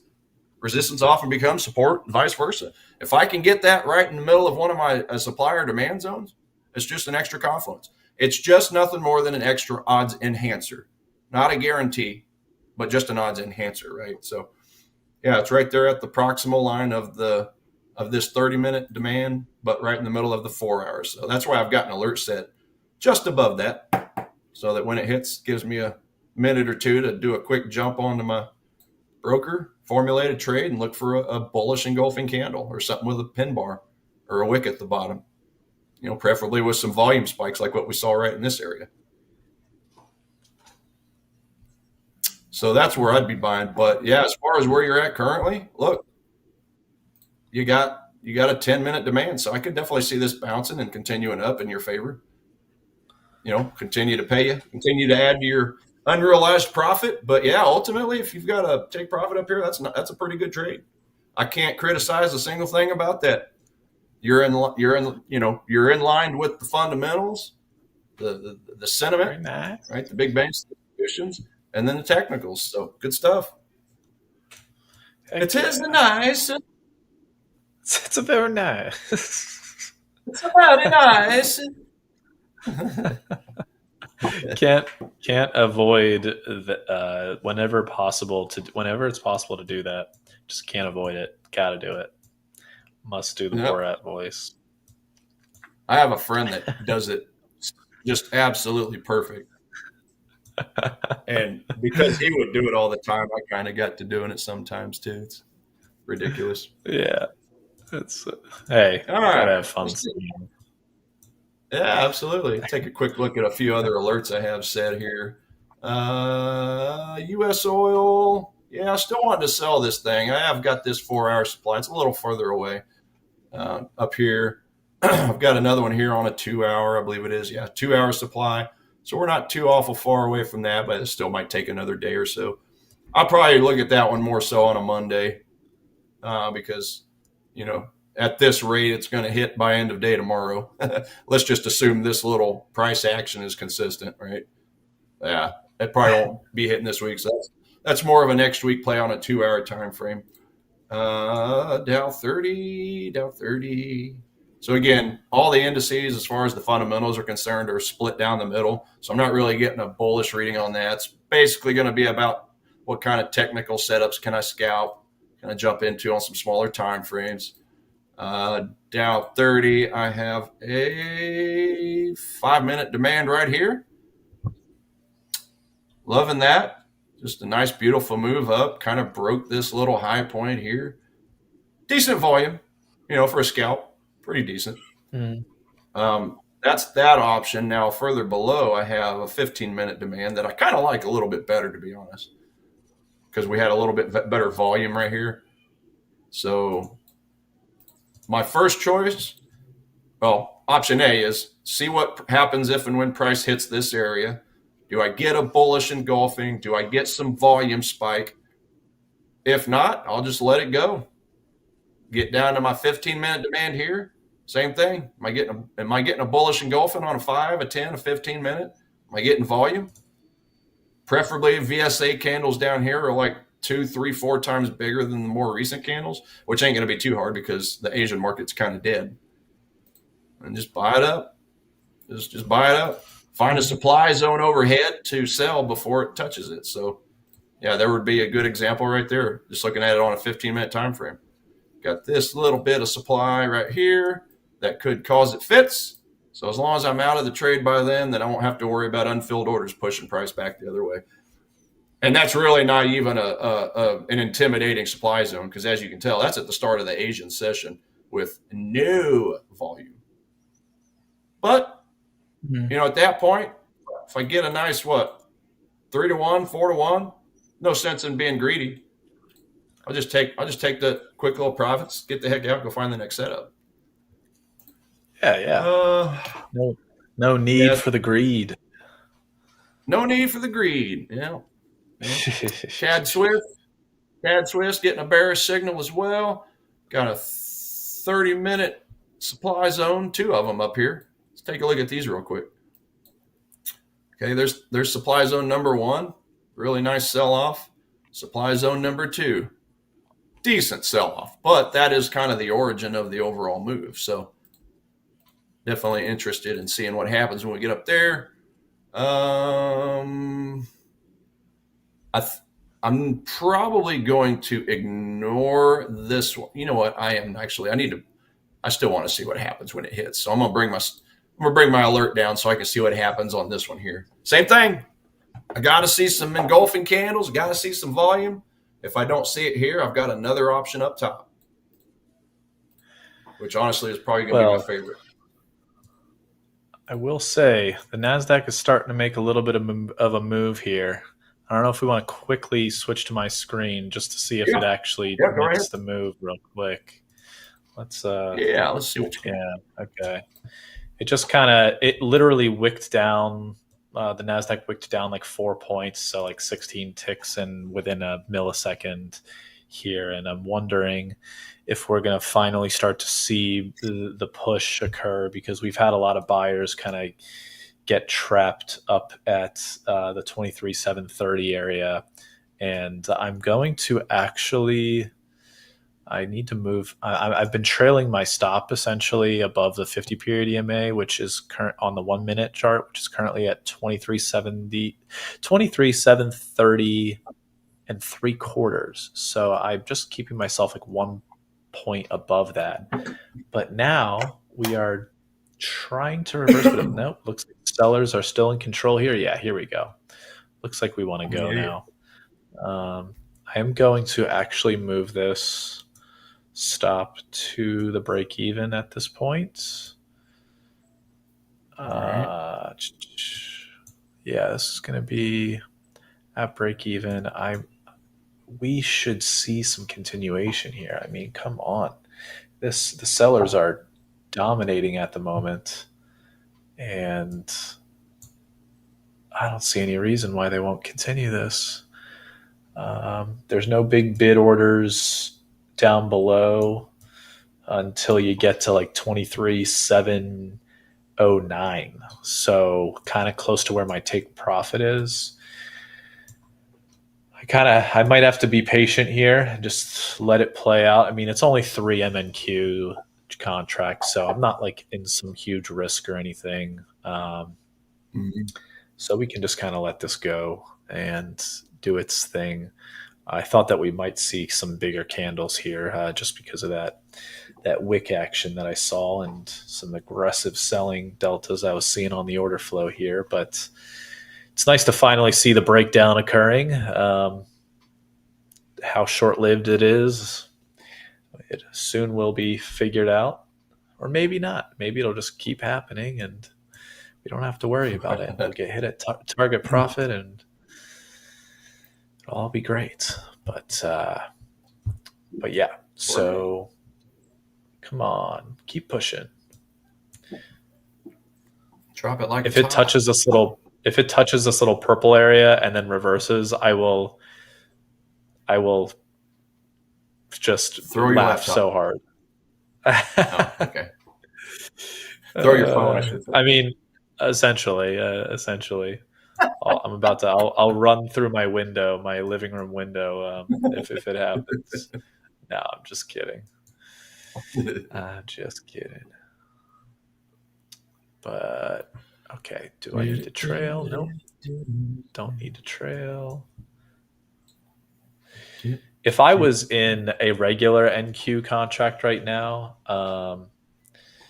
I would be looking at possibly trailing a little bit tighter to lock in some profit, but just for the sake of risk, but like maintaining my risk a bit. But being in the 3M and Q, we can chill.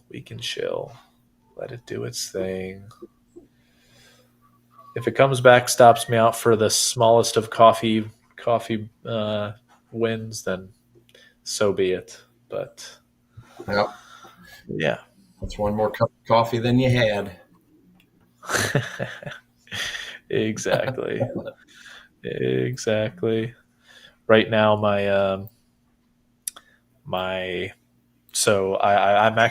have season tickets to the UCF football team because I live by UCF here, and I went to UCF. Tonight was their first home game of the season, and it's going on right now. It had actually a weather delay, but they are not looking so hot. We're playing Jacksonville State, and it's 0-0 at the end of the half. Oh wow! A Big 12 team is having a hard time scoring against Jacksonville State. So, geez Louise, man. That's right. I forgot UCF is the Big 12 now. Yeah, because I'm here, and obviously Kansas is in the Big 12, and it's been tough keeping up with the Big 12 because it seemed like every other year we've been adding teams. We lost a bunch, we added some, then we added some more. But yeah, I totally forgot UCF is part of the Big 12 now. So hey, we're brothers. We're brothers by conference. Yeah, man. So you're who do you root for? Kansas City. So you don't root for Jayhawks, Kansas. KU. Yeah. Oh, you do. Okay, you do. Okay, cool. Yep. KU. Yeah, man. Well, Kansas more so because Kansas all my friends. Yeah, more so because all my friends are, well, I mean, and not even necessarily the football, but obviously the basketball being much better there. But Oh yeah. yeah, a Oh lot of yeah. the friends that I have here in Kansas City, a lot of them graduated from KU or some of them from K State, Kansas State. So we got a nice little Yeah. battle, brawl, bragging rights thing, every time they play each other in basketball and football. So it's just funny to, like, I'm not diehard either way. Like, I kind of like watching K State football. They're pretty decent. Obviously, KU Oh yeah. basketball, everybody knows they're good. So it is kind of fun to watch my friends like pick on each other. Some will be wearing their KU outfits or jackets or whatever, and others will be wearing their K State jackets. You would think that it's like you would think that we're in different states, but we're in the same state. They kind of pick on each other like they're, in Florida, like half of them are in Florida or something, or Missouri. Right. Obviously, Right. the Missouri is a huge, huge rivalry as well. So pretty interesting to see, to watch.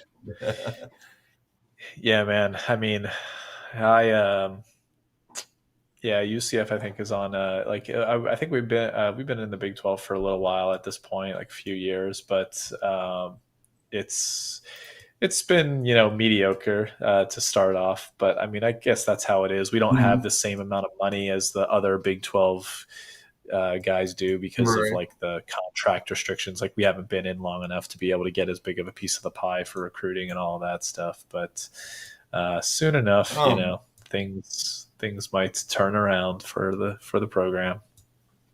Yeah. Didn't Yeah. didn't Michael Jordan's son play at UCF in basketball? Wasn't that right? He did, dude. He did, and he Okay. was actually he played when I was in college. My junior, or my sophomore, no, freshman through junior year, I believe he played. Yeah, it was a big deal. He was actually a big deal. He was good, man. He was actually pretty good. Lot better than Yeah. he was given respect for. But that team Yeah. that they had back then was actually pretty decent. There was one point I think we were ranked at like top 20 at one point because we won like the first 16 games in a Yeah. row or whatever. Yeah, I Yeah, remember that. Yep. yeah, Is that where you went to school? yeah. I graduated Oh, from okay. University of Nice. Central Florida. I've been in the area for Yeah. like 14 years now. Kind of crazy to think I've lived in Orlando for 14 years. Yeah. Well, Crazy. I would think, because I don't know what conference you were in before Big 12, but I would think that that's probably giving you a little bump in money, isn't it? Being part of the Big 12 now. Yeah. We were in the American Athletic, and then we came into the Big 12. But like, so yeah, you do get more money going into the Big 12, but based because of like the way that the contracts work and all of this stuff, you don't get all that TV money right away. Like there's like a time period of waiting to then get a bigger piece of the Big 12 TV money pie, essentially. I I gotcha. think I think we start getting the full amount that we're supposed to be getting like next year or the year after that. I don't follow it too much, but it's something like that. We'll eventually get the bigger piece of the pie, but yeah. So Well, that might be a not up there future with you excuse to guys. go. Future excuse to go meet up, man. You come here. Oh, We'll go to dude. Allen Fieldhouse, or I'll go there. We'll go catch a game. There we I go. will undoubtedly, yeah, we will undoubtedly meet up. If I'm going to a Kansas State or a Kansas game or whatever, I Yeah. honestly have no other reason to really go into the into that area aside from a football Yeah. game and to see you. So I would definitely we would get some grub or something and go to a Heck game for yeah. sure. Be a fun Yeah. time. It's a pretty fun environment going to the KU games there. Allen Fieldhouse rocks, man. It rocks and rolls. Yeah. It's a pretty hot ticket in Yeah. there. Standing room only. Even like everybody, like I remember the times I've went to the games, and yeah, you have to stand up, otherwise you can't see past the person in front of you Right. because everybody's standing. Right. That's a good time, good atmosphere. Yeah, Oh, man. and Yeah, what's up? so yeah, and I remember going to one of the Kansas football games one year. You remember Robert Griffin the third, right? Oh Football. yeah, dude. Was a big fan. Baylor. So I went to the game where he was playing for Baylor, and I remember Kansas was just whipping up on him the whole game. and I saw Robert Griffin just go on an absolute run, and then he threw a touchdown after being like 25 points down. He threw a touchdown with no time on the clock to win the game. And I was right there and watched it. It was pretty crazy. I'm like, that guy's going to be something someday. Yeah. Dude, he was. His first year in the NFL, I was saying Robert Griffin III is going to be better than Andrew Luck. If he didn't have that, if he didn't have that ankle injury, I think things would have been different. Sad. Honestly, he was insane. Like his athleticism, and I mean, he was a really good quarterback, obviously, and then his athleticism, his like ridiculous athleticism. I was like, this kid's going to be better than freaking Andrew Luck. I mean, it's wild. But then he had the injury and everything, and it just really seemed to mess him up. But yeah, it's unfortunate. Paul, Edgar's asking. Edgar's in the chat. Yeah. Trading. Yeah, that's an odd one. Yeah, I personally have never messed around with binaries, so I couldn't even begin to talk about that. Yeah, I stay in my lane. My lane is Forex and gold, silver, Bitcoin, and indices. That's it. So as far as binaries, I don't know. Do you have any takes on that, Paul? I would personally, my personal, like for myself, I would never get into binaries. I think it's a little bit too, I don't know the markets necessarily too well, but I wouldn't want to get into them. Let's just put it that way. I don't think it's one thing if investment institution, like bigger institutional players, they'll do exotic like options, like binary options and stuff to like hedge themselves, hedge certain positions and whatnot. But I know that there's there are. I don't have the I don't want to say the wrong thing, but essentially I don't know where how the binary options are like cleared, like through what kind of exchange or whatnot, or whether it's just kind of like a little bit of a muddy waters kind of situation. I'm not quite sure, but the whole idea of binary options outside of a institutional environment where they in the shadows are, making deals, making options deals, like, in the background for hedging purposes. That's one thing. But aside from that, retail wise, doesn't sound too good to me. Yeah. DeepSeek says just to break even, you need to win at least 59% of your trades. This is a very high bar to clear consistently. The gambling mentality, rampant fraud, unregulated breakers. Yeah, I don't know. That's what I'm talking about. That's sounds exactly kind of like what you're talking about. Yeah, exactly. Yeah, I've heard people advertising it a few times, and I just never had the interest of digging into it. Trying to worry about Forex. But right. Edgar, if doesn't sound like you have a couple fans of it here, but do you trade binaries, or were you just looking for a generic take on it? Because ours doesn't seem to sound too thrilling or positive. Yeah. I mean,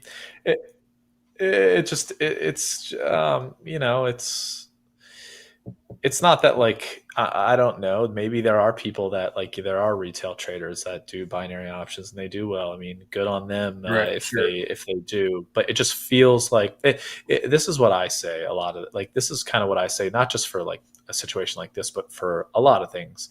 There are plenty of ways to make money in the markets.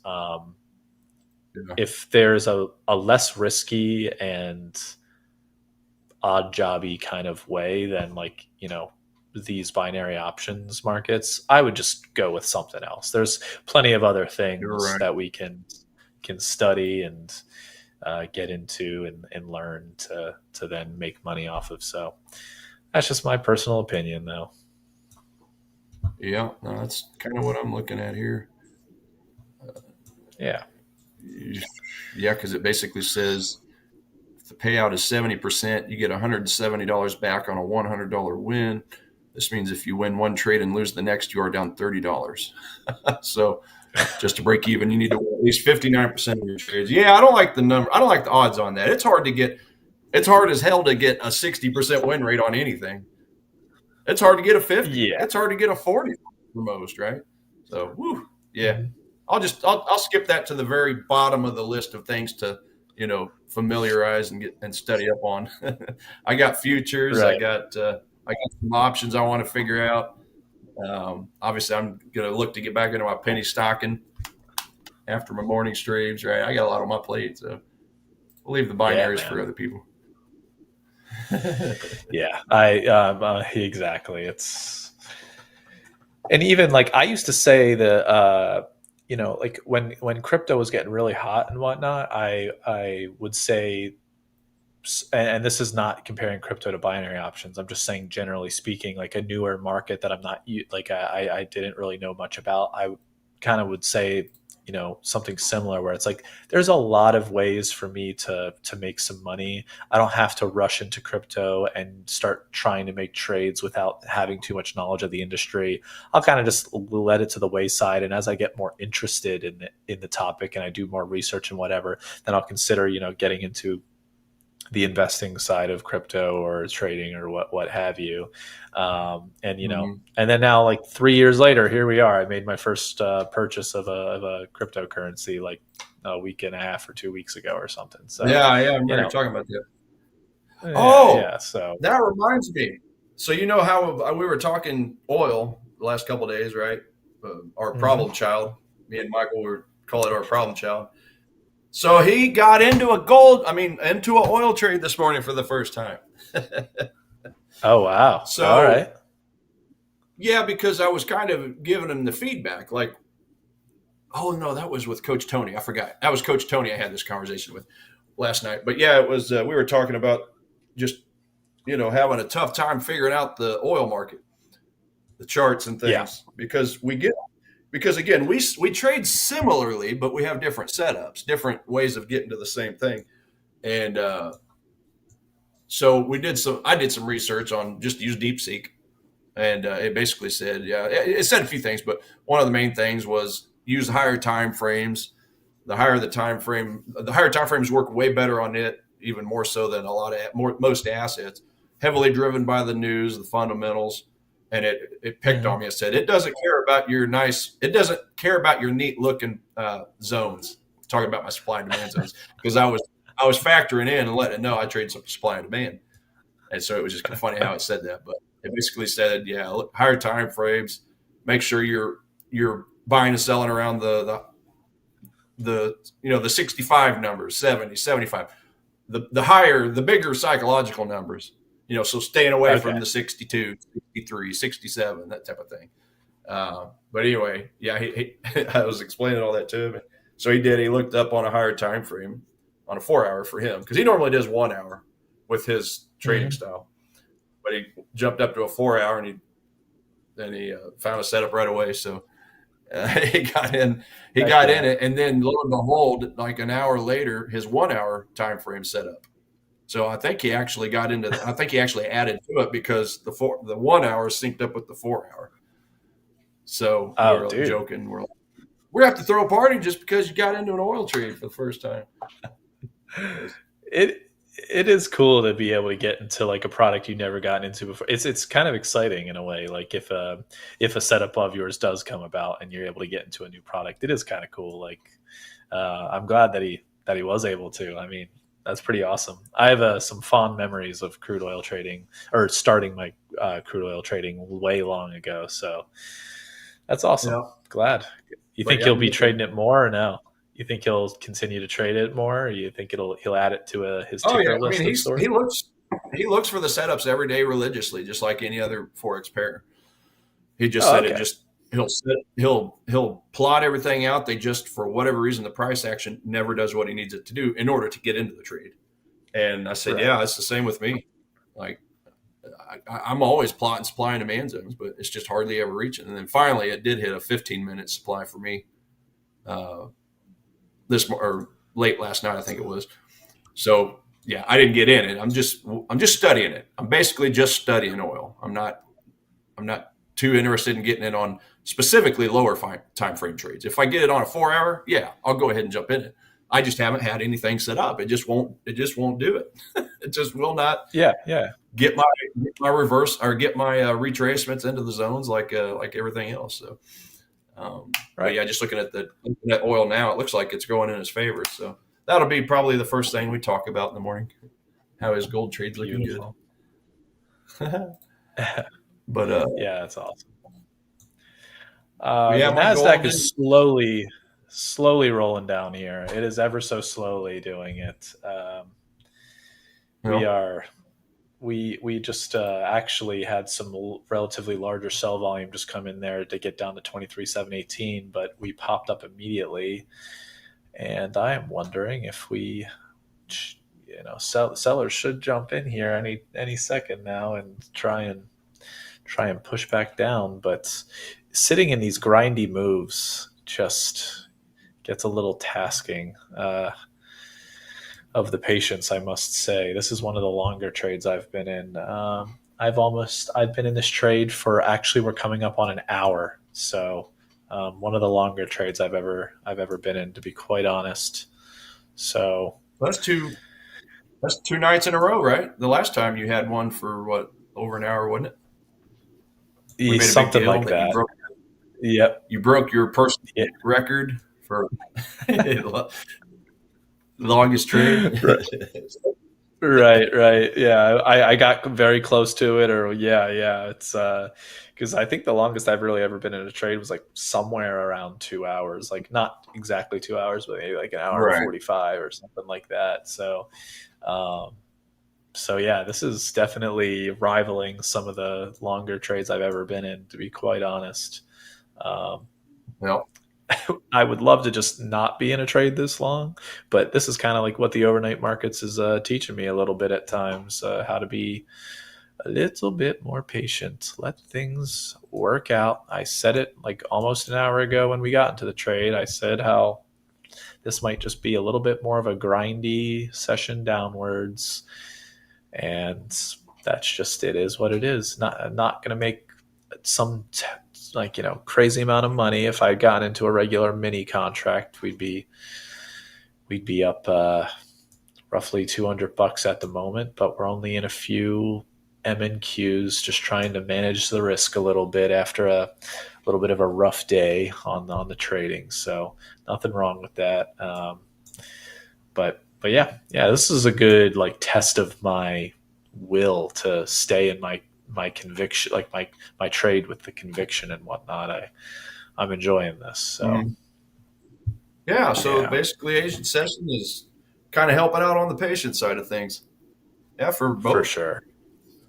For both. Yeah, I mean. Yeah. Mm-hmm. Yeah, my goal, I mean, it's very smart, slightly in the profit as well, but it's like, just go a few more, just go a little bit longer. Get up to that swing high. I take that 1-to-1 so I can escape. Take a 1-to-1. Man, I think this is one of those classic this where I'm currently, where the Nasdaq is currently trading at.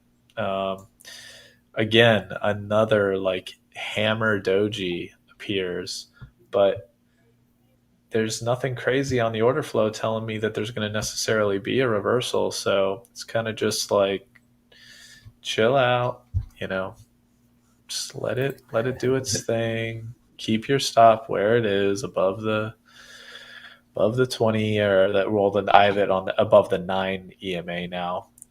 But because it's been following that during this downshift as of the last 25 minutes or so. So just hands off the wheel. So Jesus, take the wheel. Jesus. Yeah. And let me see that.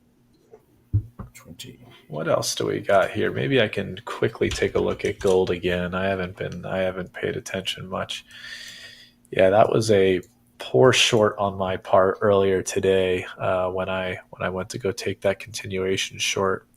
But funny enough, if you look at the market profile on gold, the value area high, so the 70% of volume that was traded yesterday or this previous regular trading hour session on gold, at the high end of that 70% area was this 3470 level. So look at that market profile doing its thing again, showing levels where you can find support and resistance. In this case, it was support. Nice long to be had there. I decided to take a short to try and break into value area of the previous trading session and get down towards the point of control instead of playing it as a support level. But that's the life of a trader, taking the risk. Taking the risk. You play to win the game. Name that Yes. coach.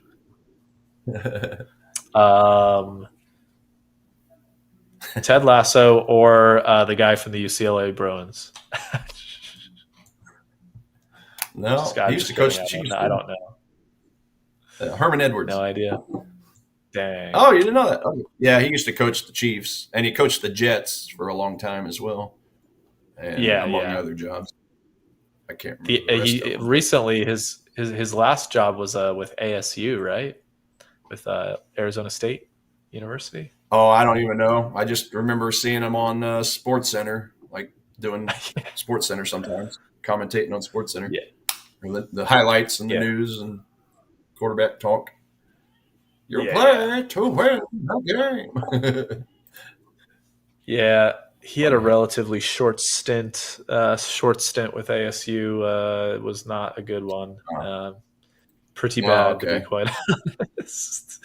I mean, but he's old. He's up there, you know. I mean, I guess it's not an excuse because you got somebody like what's his name coaching the Raiders now, and he's like 72 years old, and he's doing pretty Pete good. Carroll. So Pete Carroll, yeah,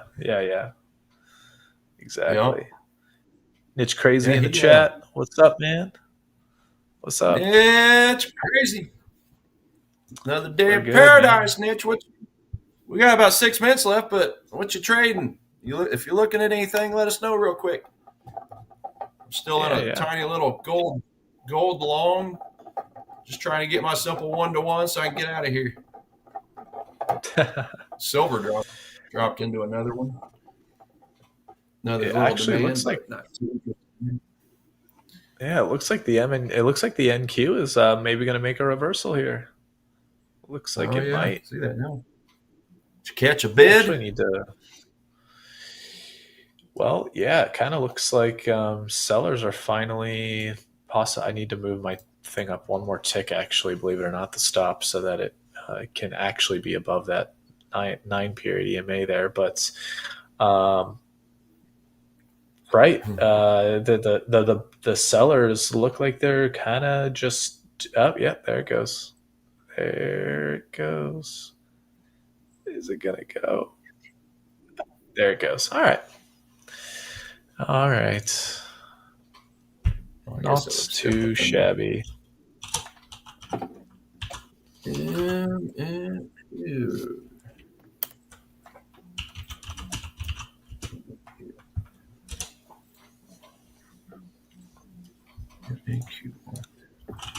Huh. Yeah, it looks completely different. Oh, well, on the trading view. Yeah. That was a little over 1 hour. That was a little over 1 hour on that. That was 1 hour and 2 minutes on that trade. That took forever. 79, 89. Okay, so you got paid $28 an hour. Does that sound right? Yeah, exactly. Exactly. Math right. Yep. That's right, man. That is right. Not too shabby. I'll take $28 an hour. I mean, for $28 to have a conversation with me. Exactly. But technically, that's a pretty good rate. Yeah, but I've got a red P&L, so it's not really $28 an hour. I'm down. I'm actually losing $69 an hour technically. So, but that's not good. That is not good. But no, it's a little paper cut in the nighttime session. No big deal. We took a bunch of trades, so um, I got to actually count how many trades I took. Let me do that real quick. Charts and data show chart execution. Looks like 8. One. Yeah, 2. 2 for me.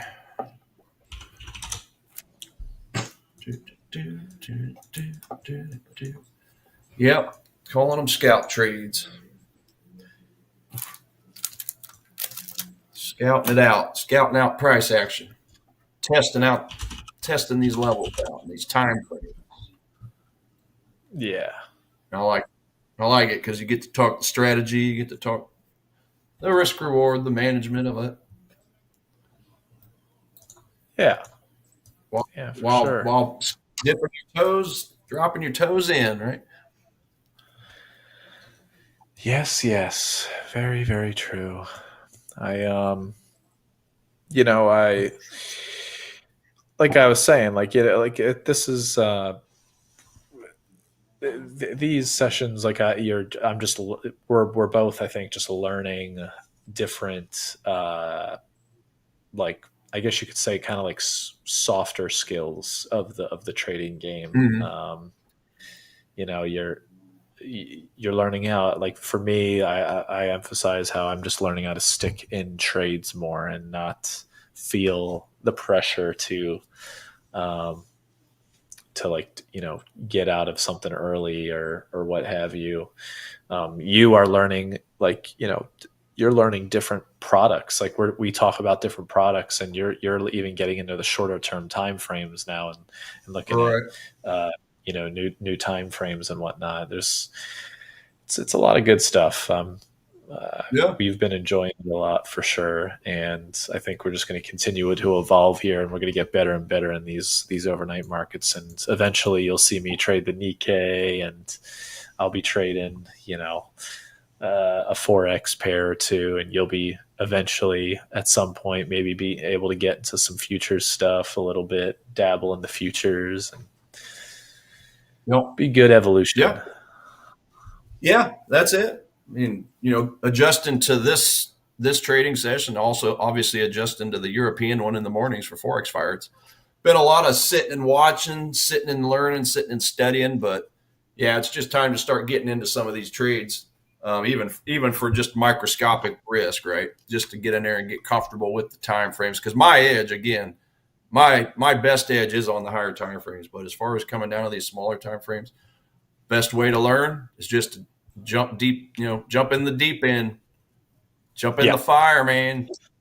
Start getting comfortable with the ebbs and the flows on these smaller time frames, and not to mention the nuances of the volatility and liquidity with these different trading sessions. Because New York session's all I've ever known for 11 years, so it has definitely been a fun challenge, and I have loved it. So, but with that, man, we've reached the end.